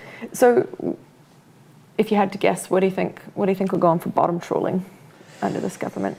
Because politically, there's not a huge political binary on bottom trawling either if you keep New Zealand First out of the mix. Yeah, I mean, I guess the trouble with bottom trawling is that it's very sort of out of sight and out of mind. Like when there's environmental destruction happening on the land, it's there and for people to see. But I guess a lot of this destruction that happens from the fishing industry is happening miles out at sea, where the vast majority of people don't go. And there's also not a whole lot of transparency. So one of the things that Greenpeace and others have been advocating for a really long time is for cameras on commercial fishing vessels to be able to observe what's going on far out at sea in terms of, bycatch, so species being pulled up in nets like seabirds and dolphins and endangered creatures and so on. And so the whole reason for wanting to get those cameras on those boats is so that people can see what is out of sight and out of mind at sea.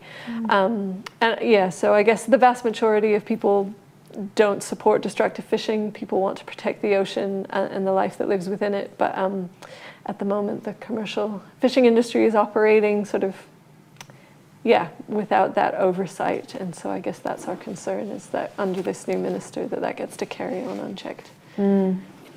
We've got a couple of questions here. We've got a question from Valerie asking about thoughts on some of these specific proposed policies, getting rid of the clean car discount and fuel tax, also significant natural areas. Either of you? On the clean car discount, it's just so disappointing because it's such a popular policy, right? Like the idea that you disincentivize driving polluting vehicles and you incentivize driving cleaner vehicles. It just sounds pretty common sense. And I guess the irony is that I think Christopher Luxon's own wife bought a car under the clean car discount, bought a Tesla. At least that's what the headlines were. So, it feels like just that kind of point scoring, or it's sensible policy that's being overturned. That's my thoughts on that one. What about you, Mike? Yeah, absolutely. I think it's just one of those bones that you throw to that particular constituency of climate denial and wanting to see that type of retrograde action on behalf of the government over these types of issues. They know that it's wrong. I mean, they've got the chief scientist there telling them, what's up in terms of the science. It's just bloody-minded, it's just a bloody-minded foreshow, in my opinion, type of policy. There's no sense to it. So. But even of more concern, you know, is the winding back of, some of the public transport, you know, the light rail and some of those other things. The increase in spending on roading, you know, it's all the dumb stuff. It's just, you know, you got to be, honestly, you got to be stupid to want to push policy in that direction. It just flies in the face of rationality. Yeah. I guess the interesting on that one, it's kind of similar to the smoke-free stuff, where all of the kind of analysis of the smoke-free legislation was that it would have benefits in terms of kind of pressure on the health system in the future, fewer people smoking, obviously fewer people becoming ill, and then that being connected to the kind of cost of the health system. And I guess there's kind of a similar sort of weird thing about the public transport thing, where it's like it actually benefits motorists if you have more public transport, because the more people who have the option to use a bus or a train or to ride their bike or to walk or whatever it is, like the more space you create on the roads for people who don't have an option but to use a vehicle, whether it's like a tradie or, you know, someone who has an accessibility reason, which means that they can't get on the bus. So it's just that kind of, who benefits from building more motorways at the expense of public transport? It's big contractors who build motorways, but it's not even motorists who need to use their car, I guess. But it's easy sloganeering. Yeah, there you go. Yeah. Easy sloganeering indeed. Exactly what it is. There's a question from Samantha, and I think that this is the general direction we're going to take this conversation. What are some good intro steps to take for those who haven't been involved in activism before, but want to be part of change? And Mike, I think we'll go to you first, because you've been an activist a very long time. Yep, and so what are some of the steps that you can take? Well, I guess number one, get informed about the issues so that you can be clear about the ground that you're standing on as you're advocating to others, and you can be confident in what you're doing. Number two, get organised, join groups of people, other groups of like-minded fellow travellers, and work collectively together on designing campaigns and operationalising them. There's some really good communities of activists. You make friends for life, and good friends. And so, what else? What are some of the other steps? Look after yourself, I think. There's a certain amount of physical and psychological risks that you put yourself in activism. So you've just got to be careful of how you manage that. You've got to be careful about how you manage your families, your obligations to your family, and it's easy to sort of throw yourself at the altar of activism and get martyred fairly easily. So you've got to balance that against the responsibilities to the people that you care for. But having said that, there's it's I've got no regrets at the time that I've spent in that area of work. It can be incredibly fulfilling. And you can make a lot of good friends and affect change, positive change as well. And like we've got an expression in Te Reo Māori, it's kore take, which means to have. Kore is like to not have, and take is a purpose. So one of the worst things you can be in Te Ao Māori is kore take is a person with no purpose. And so I think it's understood that sense of purpose fulfills a very strong part of your personal identity and your cultural identity, and your value and interaction with those around you, your family, your community, your hapu, your iwi, whatever. And so it's an important thing to have a sense of purpose. I think there's too many people drifting now, and they're finding that type of fellowship and all sorts of other negative sorts of behaviours and things. And so I think activism, maybe it's not the right word for it, but social responsibility, a sense of commitment to others, a sense of kaitiakitanga, protection of the natural world, fulfills a basic psychological function that all humans require in order to be well balanced. Just reflecting on one of your first points in there around, there's so much to pick out there, but one of the things that came to mind for me was in your first points around getting informed. And I wonder if there's some balance there as well, because I think certainly for me, I came at it a little bit the opposite way to Amanda, of being like just really angry about the state of things and becoming an activist. And I remember meeting you, Mike, when I was, 21 or 22 in the oil campaign.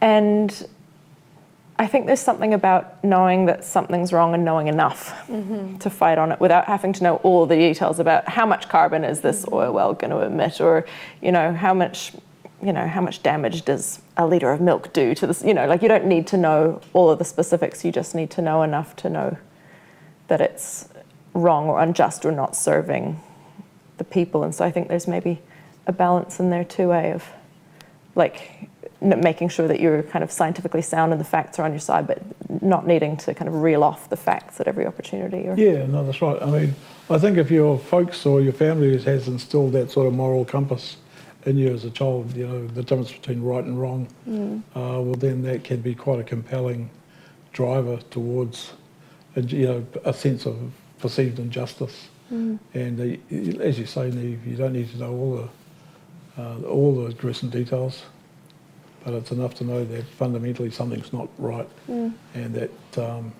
you're motivated to do something about it. And you talked about kind of sustaining yourself through your activism. Do you think it's the purpose that keeps you sustained in this work?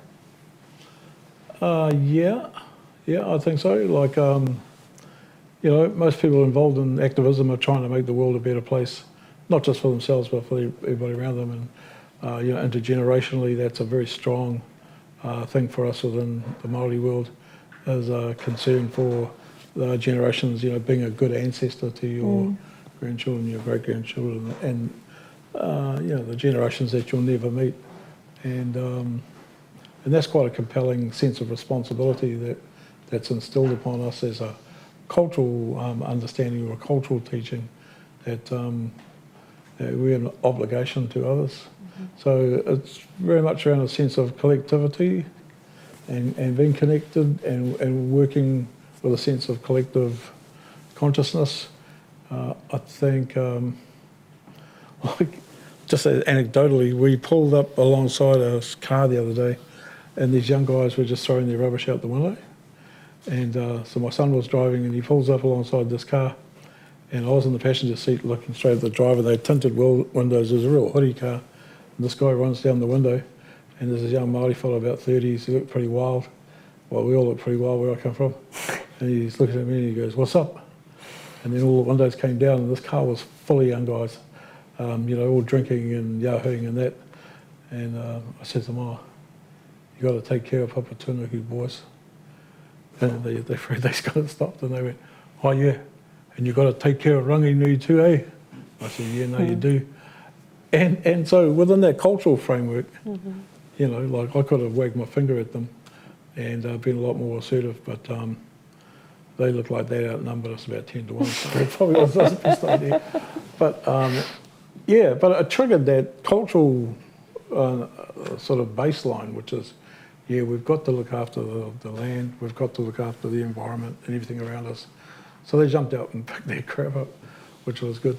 But so that was just a sense of, I guess, accountability and collective responsibility. And so we've got to hold ourselves to account for what we do. And sometimes that can be a little bit uncomfortable. But if we do it in a good way, in a good and kind way, and once you start going like this at people, but if you do it in a good and kind way, and people can see that, they'll respond.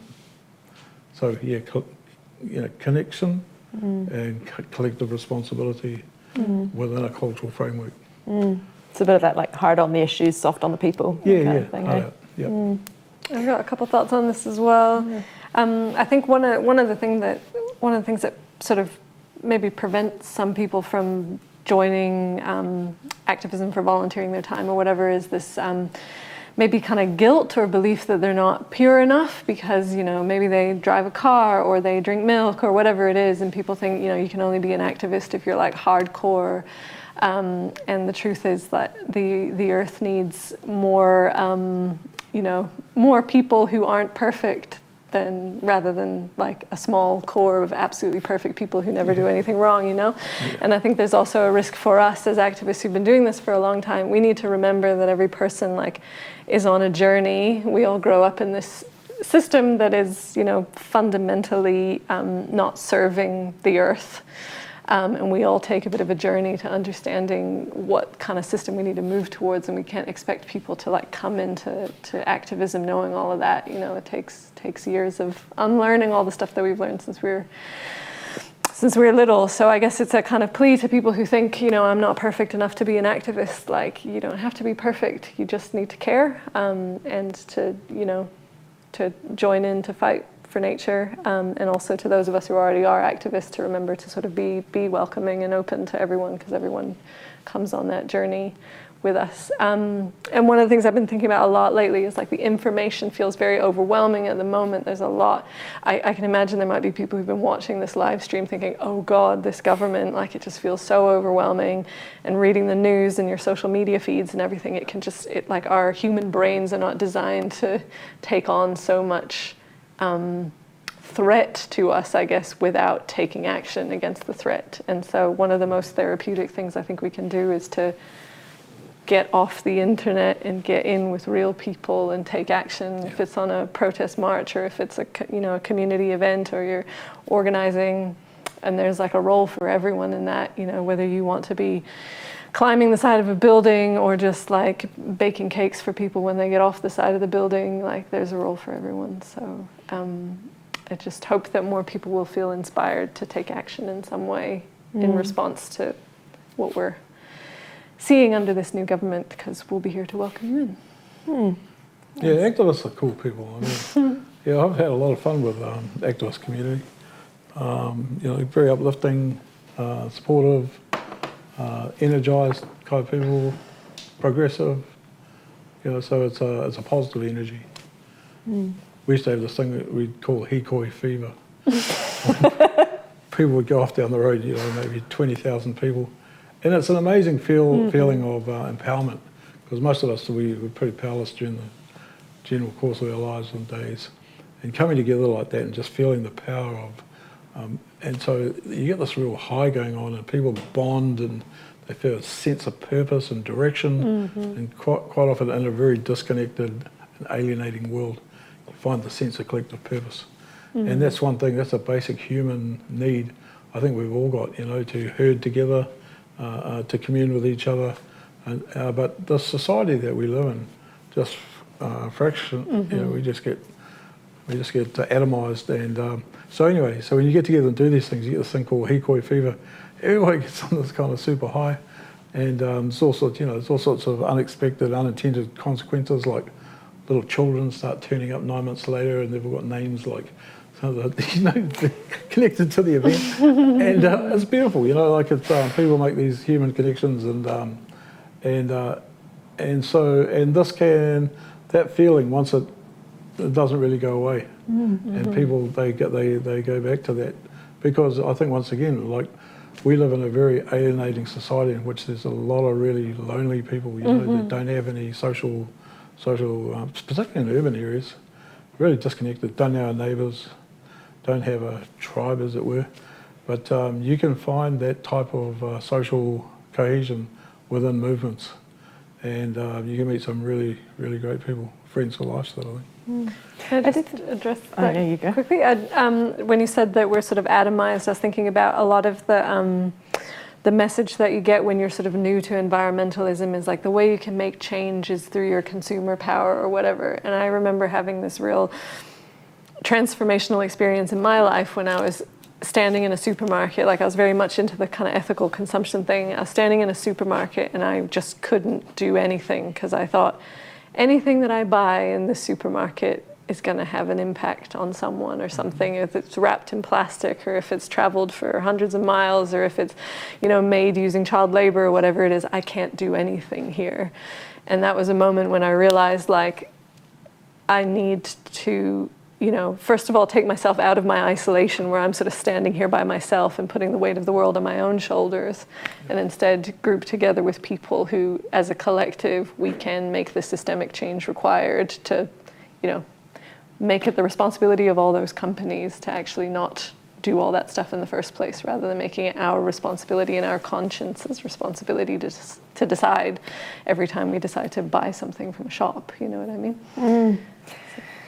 Yeah, that's kind of getting close to a point that that Mike sparked for me as well around the kind of eco fever thing.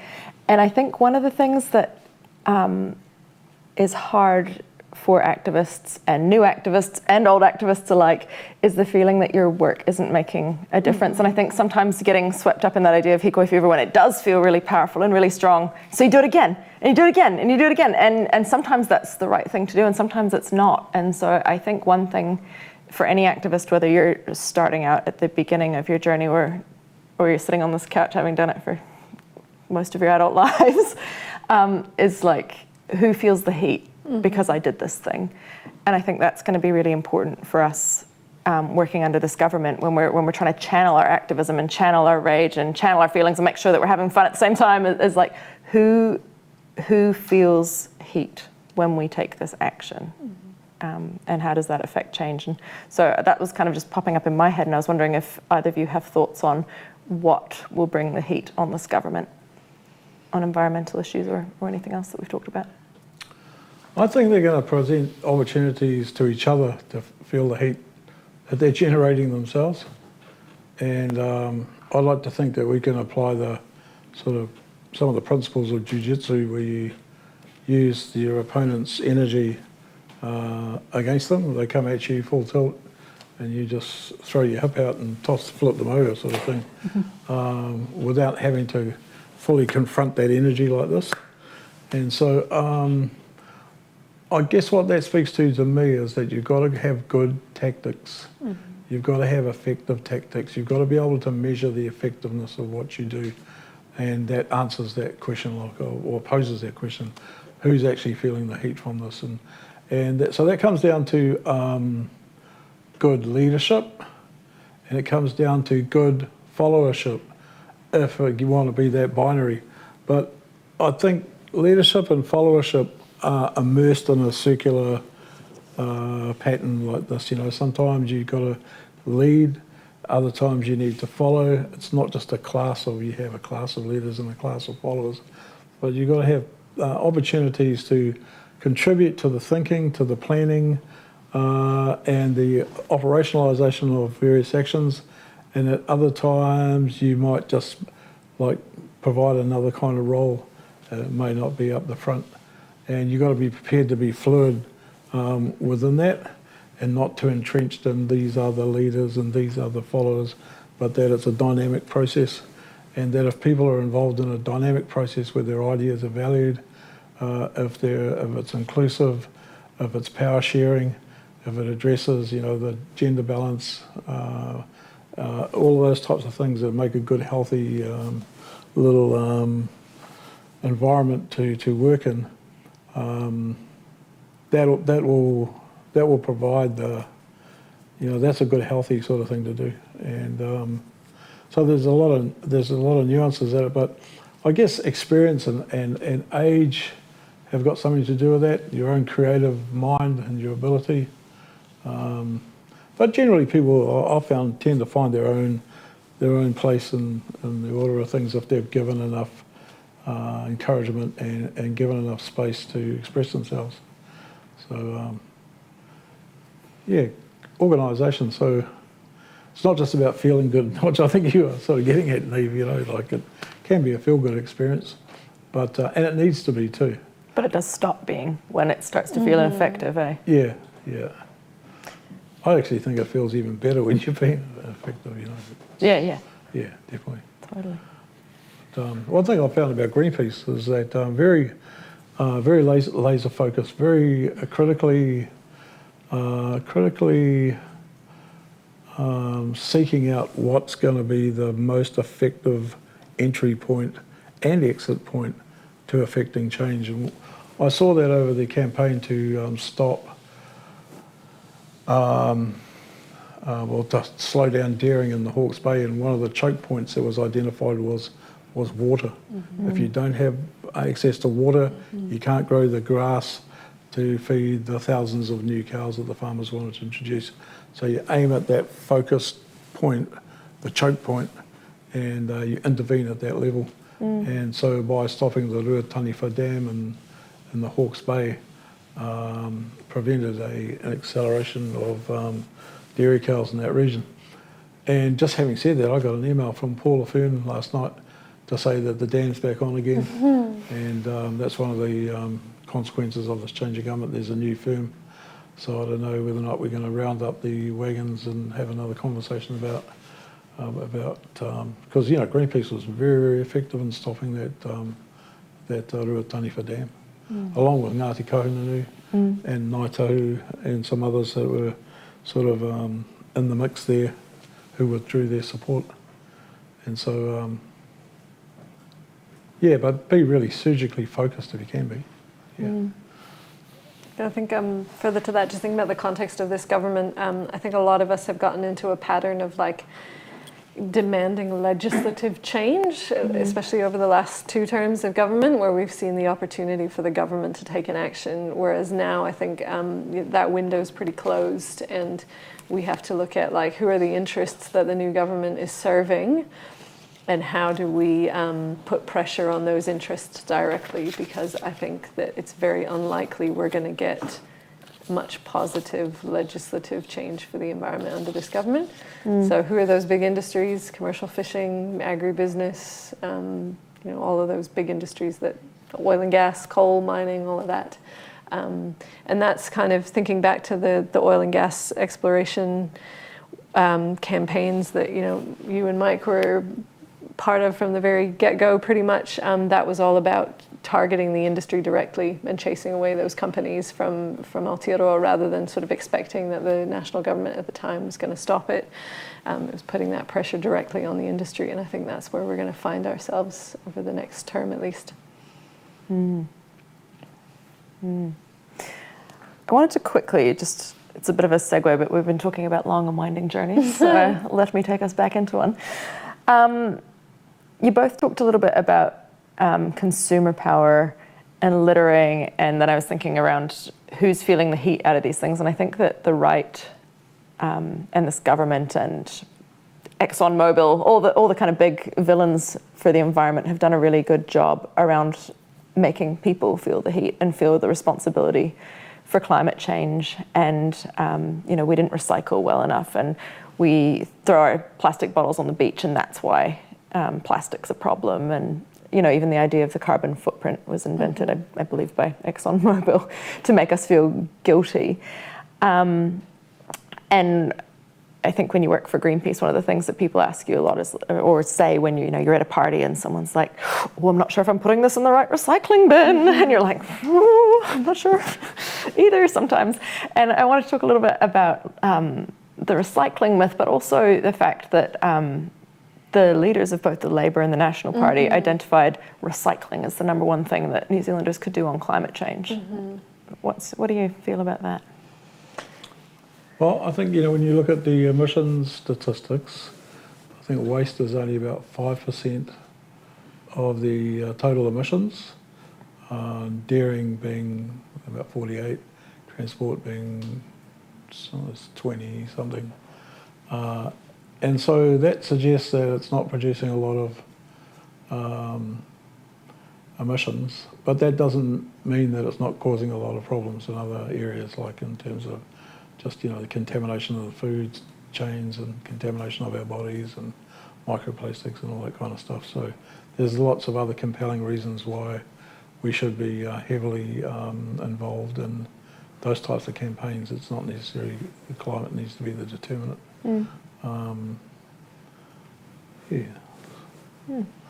What about you?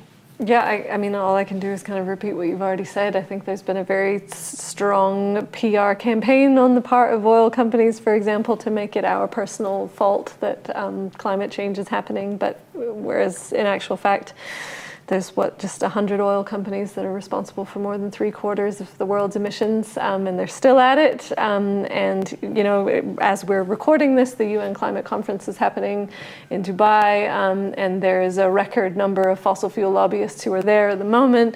The fossil fuel lobbyists, outnumber Indigenous activists and representation from the parts of the world that are going to be most affected by climate change, small island states, impoverished communities, and so on. So, like, basically, the fossil fuel industry is the reason that we don't have action on climate change, because the science has been clear for ages. There's been, public awareness. There's been political knowledge, and so on. But the power of the fossil fuel industry over communication and lobbying means that we don't have action on climate change, and we're headed towards a climate disaster.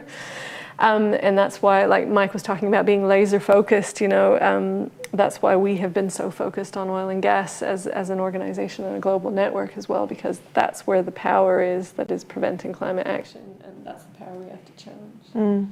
I think it would be remiss in Aotearoa, though, not to say as well that right now we also have 1/3 of global emissions coming from industrial agriculture, and they are the next cab off the rank. You can already see them at the climate talks lining up and saying, oh yes, we should be fossil free. Meanwhile, they're pushing to greenwash agriculture solutions as much as they possibly can. And we know that globally, the agriculture industry is lying to us, and the fossil fuel industry bloody taught them how. And they're using and the tobacco industry. And the tobacco industry. Like these other villainous industries have shown them how to run a systemic greenwash, or you start with denial, like, oh no, there's no emissions to see here, folks, and then you move into fighting it. And then you move into just greenwashing and saying, all we need to do is put some burping masks on all the cows and it'll be fine. Or all we need to do is not produce our dairy using fossil fuels and it's all fine. And so I think we also need to consider big dairy when we're thinking about emissions and that global stage, and not let them go. We're getting the flag for 5 minutes left. So I just want to ask you both, before we wrap up, what's one thing that brings you hope in this next 3-year term, and how do you see it playing out? I say this next 3-year term because I'm hoping it's going to be a one-term government, so we'll see. Well, just following the climate tracking group, they have identified that, along with other monitoring mechanisms, that the emissions curve has flattened out somewhat. So it's not rising at the same steep grade that it was on. It's actually flattened out a bit. And but it's certainly not dropping down as rapidly as it needs to. It really needs to plummet over the next 2 years for it to have any effect. So what that tells me is that even with the not completely connected action that's been taken globally, it is having effect, so that we shouldn't lose hope that there isn't anything we can do about it. That's an indicator to me that that there is. We just need to do more. Speed and scale is the operative word there. And the other thing that gives me hope is all the young people that I've just witnessed, just even the last couple of days, that are taking part in actions all over the country at basically 24 hours notice. I thought the very short lead-in time to that call to action would have meant that there's a pretty damp response, and that it wouldn't look good. There's nothing worse than calling for a public action and sort of 20 people turn up. But there's been hundreds and thousands in some cases, and all put together, a lot of young people. And so that's really encouraging for me, to see people feeling it. What we've got to, I think, now understand or communicate and talk about it within Te Ao Māori as how connected all these issues are. You know, and we've got to see the attacks on Māori and the attacks on climate and the attacks on the environment are all from the same people, from the same purpose, towards the same outcome, and that we must connect the dots on all of those issues and not be siloed into just, oh, this is our area of concern. We've got to be concerned, we've got to be prepared to act on all of it.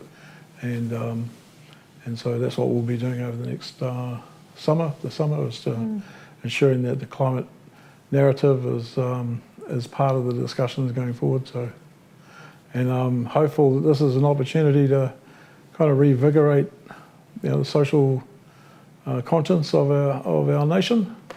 And so yeah, it's going to be an interesting time. Well said.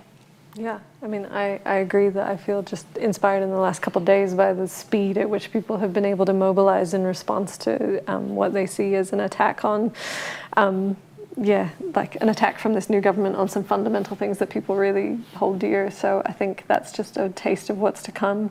And I'm also feeling quite hopeful because Mike talked about this like earlier in the conversation, just about the alternative and the kind of seeds of, well, not even seeds, like the existence of an alternative way of living in this world. And yeah, I don't really know how to formulate my thoughts on that, just that I feel like there's a lot of people who are sort of yearning for that difference, and we have an alternative ready and available. It's in all our histories, eh? Yeah. Yeah, it's in all our histories. It's probably just a little bit closer for us in terms of it's only a couple of generations. Like you know, my dad was built in a raupo whare, like a house made out of bulrushes on a dirt floor, and that was pretty close to nature. You know, I asked him one time. I said, "Well, what's the most amazing technological thing you've seen in all your life, Dad?" Because, you know, you've seen the advent of cars and electricity coming to the valley. And he sort of stared off into space and he looked at me and he says, "I reckon that'd be floors." I went, "What?" He says, "Yeah, floors. I remember when we got our first floor." And I thought, wow, look at this. You know, that's amazing. And so that's how close that kind of world, living so close to nature that not even a floor separated you from nature, and or the earth, as it were. And so, yes, but I think in most cultures, you know, if you go back, it's the same fundamental stuff: food security, you know, water security, working collectively to you know, help support each other. Everybody's got that in common, right? And so I think it's just this so-called modern civilization, which is not, it's just heading off the cliff. Has lost a lot of that intrinsic humanity, but it's in all our histories. It's not just, you know, we're not just claiming it as something special that we've got. Everybody's got it there in their history. Yeah. Well, that brings us to the end of our time. I want to say a huge thank you to both of you and Russell as well. I feel like I'm very privileged to know all three of you and to actually get to sit in the chair and share you with this audience and hear from your wonderful activists, all three of you. And I look up to all of you very much. So very much appreciate your time. Also a huge thank you to our audience and our supporters.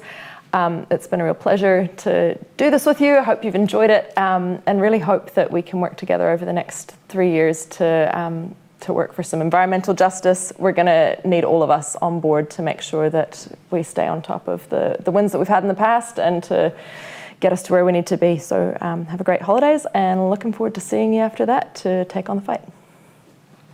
Take care.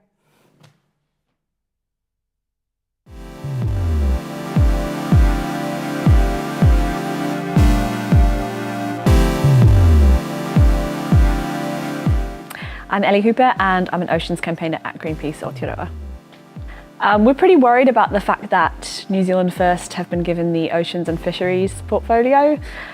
We've seen what happened when they're in charge of Oceans and Fisheries before. When they were in coalition with Labour, New Zealand First held that portfolio. And we saw repeated efforts by them to delay and block ocean protection measures and repeated protecting of the commercial fishing industry who donate to their campaigns. What we've seen in the past with New Zealand First is the blocking of the Cameras on Boats programme, which would allow for more transparency around the commercial fishing industry. And we also saw them lobby to get Tallies, a commercial bottom trawling company, off the international blacklist for illegal fishing. That really comes as no surprise because Tallies has donated tens of thousands of dollars to New Zealand First in the past, as have other commercial fishing companies. So really we can expect to see more of the same for New Zealand First, of them protecting their mates in big fishing and failing to increase ocean protection around New Zealand, which we desperately need. I think it's really disappointing that this new government has put New Zealand First in charge of such an important portfolio that affects everybody here. The ocean is not just a commercial fishing asset, it matters to us all. I think that this election round, New Zealanders were really looking for integrity from ministers, and that's not what we can expect from the likes of Shane Jones, who will bow to pressure from his commercial fishing industry buddies. I think most New Zealanders care about the future health of the ocean and that they know it's in trouble. We see time and time again tens of thousands of people campaigning, signing petitions. When we run polling, we see consistently high results that 80%, 85% of people want more restrictions on things like bottom trawling to protect the ocean for the future. The health of the ocean is extremely important to all of us. It performs several vital services, stabilising the climate, absorbing excess heat. I mean, the other thing to talk about is the fact that we want to be able to fish in the future, but the way that commercial fishing operates in New Zealand at the moment means that fish stocks are in trouble. I mean, you look at what's happening with orange roughy, which has just been decertified by the MSC. That's because the fish are disappearing from the areas that they're usually found.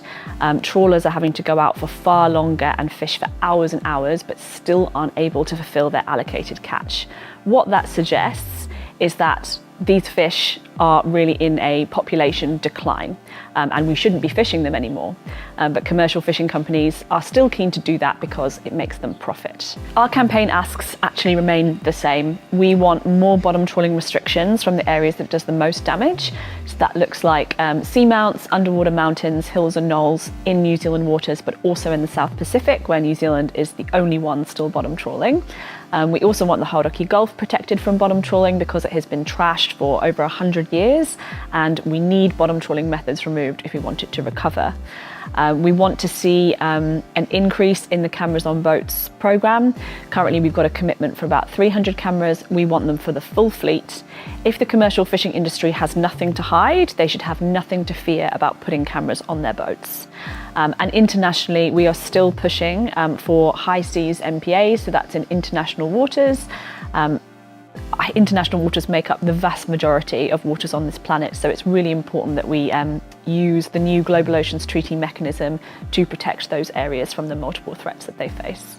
I guess the upside is that there are tens of thousands of people in this country who want to see the oceans better protected, and they're not going to stop fighting to get that.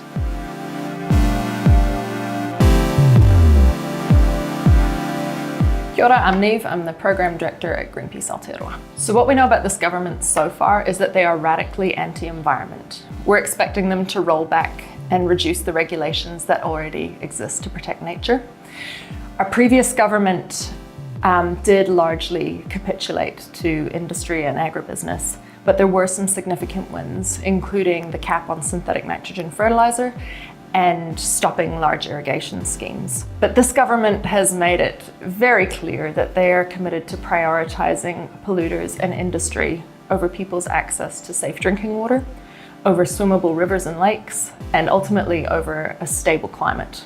This government has shown that they're going to prioritise industry interests by putting Andrew Hoggard in place as the Associate Minister for Agriculture. Hoggard was previously head of Federated Farmers, the farmer lobby group that slowed and ultimately killed off the industry-led He Aotearoa, and is pushing back currently against Greenpeace's recently launched map that shows nitrate pollution in rural people's drinking water. Big dairy is the #1 cause of biodiversity loss and climate pollution here in Aotearoa. If you care about rural people's access to safe drinking water, if you care about swimmable rivers and lakes, and ultimately, if you care about climate change, we need to care about reining in industrial dairy. Hands down, of all the industries in New Zealand, our biggest cause of climate pollution is too many dairy cows. What coal is to Australia, what the tar sands are to Canada, dairy farming is to New Zealand.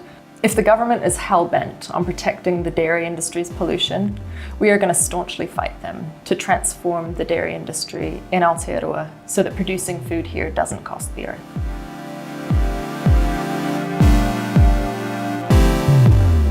I'm Amanda Larsson. I'm the head of campaigns at Greenpeace Aotearoa, and my background is in ecological economics and energy policy. The new government has pledged to bring back offshore oil and gas exploration. A lot of people will probably remember that back in 2018, Jacinda Ardern banned new offshore oil and gas exploration permits. And that was after a huge campaign where hundreds of thousands of New Zealanders stood up against international oil companies that were looking to drill here. So that's a major reversal that we're seeing from this government. And it's in the middle of a climate crisis as well. We're seeing the climate crisis unfold all around us. Cyclone Gabriel, the Auckland floods, the hottest year on record. And in the midst of all of that, this government is saying they want to bring back fossil fuel exploration, which is the major driver of climate change globally. Most New Zealanders enjoy a trip to the beach in the summer. Most people live near coastlines. Nobody wants to see the impacts of an oil spill on beaches and on wildlife. Here in Aotearoa, most of our wildlife is in the oceans. People love marine wildlife, penguins, whales, dolphins. People love being able to catch a fish in the ocean. And offshore oil and gas exploration is the riskiest time in the development of oil and gas. So it risks blowouts and oil spills. People might remember the Gulf of Mexico Deepwater Horizon disaster, which happened during an exploratory drill. And the difference between Aotearoa and the Gulf of Mexico is that we are not an oil and gas producing part of the world right now, not a significant one. So what it would take to actually deal with a disaster of that magnitude just doesn't exist here in Aotearoa. So a spill could be really catastrophic. The other side of the coin, obviously, is climate change. We're in the middle of a climate crisis. Right now, world leaders are descending on the UN Global Climate Change Conference, where there's a group of high-ambition coalition nations that are pushing for a phase-out of fossil fuels. New Zealand's official negotiating position has been to support that phase-out, but it looks really weird with this new government's pledge to bring back offshore oil and gas exploration and expand fossil fuel development. I would say to the new government that they're making a huge mistake. We're already seeing people's lives and livelihoods suffer from climate change, and the major driver of that is fossil fuel. We have all of the renewable solutions already at our fingertips. Aotearoa is blessed with renewable resources, with solar, with wind, with hydro, with geothermal. We could power our whole society, our businesses, our communities, our homes, our transport on homegrown renewable energy. And we're already seeing a massive renewable energy revolution around the world. We know from the International Energy Agency, which is a conservative kind of body that forecasts the development of the energy sector around the world, that renewables are absolutely booming and that we don't need more fossil fuels. And in fact, that agency has said we need to stop producing new fossil fuels now. So the New Zealand government's plan to bring back offshore oil and gas exploration is totally at odds with where the world is moving. Greenpeace has been fighting offshore oil and gas exploration for many years. Together with other organizations and iwi and hapu, we fought off oil companies one by one when they came here to explore under the previous national government. So companies like Petrobras, Anadarko, Shell, Chevron, Statoil, all of these companies were here in Aotearoa looking for offshore oil, and we, together with iwi and hapu and hundreds of thousands of New Zealanders, fought them off one by one. And so our message to the global oil industry is, It might look like New Zealand's an attractive place to do oil and gas exploration again with the change of government, but guess what? We're going to be here resisting you just like we were last time. And already tens of thousands of New Zealanders have signed up to the pledge that we put out to resist the global oil and gas industry if they do choose to come back.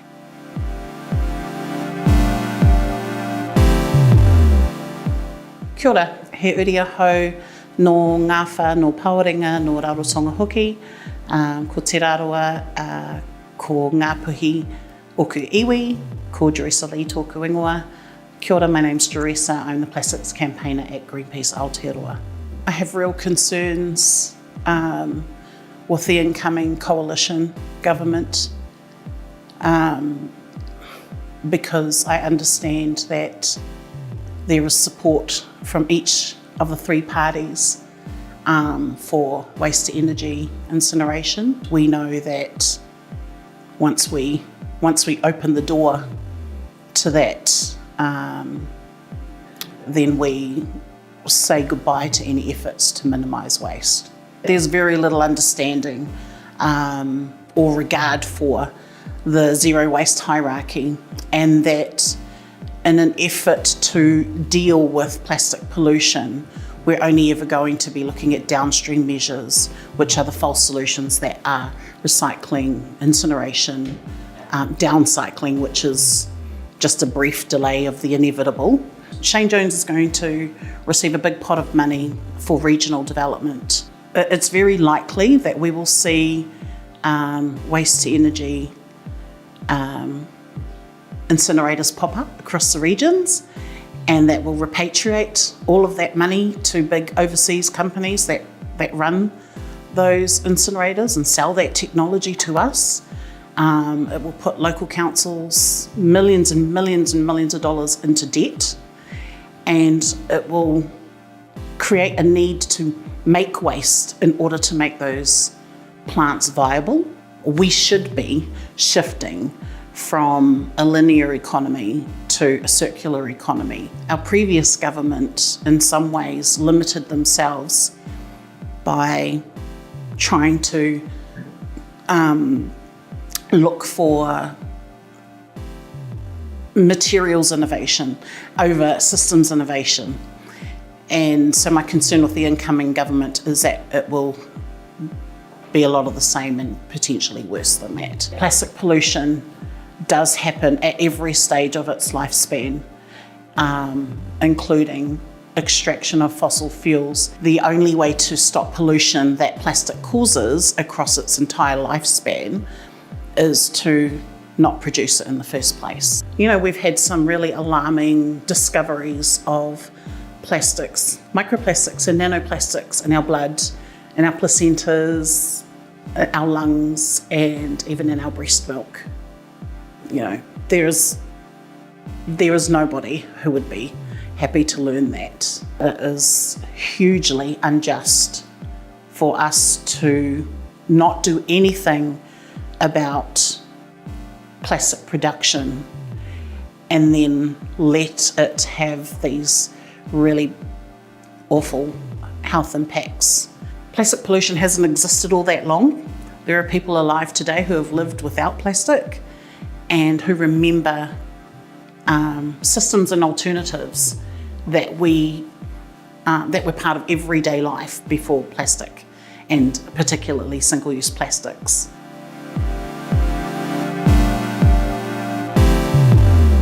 Kia ora, I'm James. I'm the Seabed mining campaigner at Greenpeace Aotearoa. The new government hasn't committed to changing anything at the moment, but what we envisage is that they are likely to either hold on to the position that we have in supporting a moratorium globally or roll back on it. We don't see them doing what we actually need and calling for a ban on deep sea mining globally. So I think that's the biggest thing. But secondly, we also have an ongoing process with the Environmental Protection Authority fighting Trans-Tasman Resources, who want to mine off the coast of Taranaki. And we saw one of the materials that they're looking for, vanadium, being listed in the policy manifesto of the new government as wanting to investigate opportunities around vanadium. So We think that there is some connection there, maybe not super strong, but I think that'll be a key area to focus on with the new government around seabed mining. The anti-Māori policies that the new government has shown as well includes one of the big wins that we got in the seabed mining campaign, where tikanga was recognised as being a part of description where any other applicable laws need to be considered. And that's actively something that the new government is committed to re-looking at and changing so that it can't be used in the same way. I think the new government has overall a pro-mining, pro-extractivism, pro-capitalism approach. And what we've seen from the last 180 years of the government in Aotearoa is that that approach hasn't worked. We know that they want to keep going down this pathway of looking to mine on conservation land, looking to mine the sea potentially, and that's not the right approach. What we've said to the company so far is that it's a risky investment, that there's no future in deep sea mining, there's no future in seabed mining, and my message to them is very much the same, that going down that pathway is opening a Pandora's box that just doesn't need to be opened. We're totally fine without looking to the ocean to mine. But if we do, we're opening up to damage at a scale that will dwarf the ridiculous scale of destruction we've already seen. So it's better to stop before it starts. The ocean is something that we rely on for the air that we breathe, the ecosystems that we are so deeply connected to, especially as people living in a coastal nation. So I think anyone who has any connection to the ocean should stand up against deep sea mining, against seabed mining. Do we want to see ships mining 24/7 off the coast of Taranaki? The answer to that is clearly no, but in allowing that, we also open the doors to other mining companies to come in and wreck the oceans all around our country. So I think it's really important that we send a message to the government and say that we won't accept that and we will stand against it. I think people have an inherent and deep connection to the ocean, and even people from the parts of the political spectrum that don't normally engage with Greenpeace and don't normally engage with environmentalism go, that's a step too far. So I think it's something that everyday people from across the political spectrum, from across the nation, across the world, have been able to recognize that mining the ocean is ridiculous, and have taken a stand against it. The movement is building, and we're at that point now where it's time to hit the streets.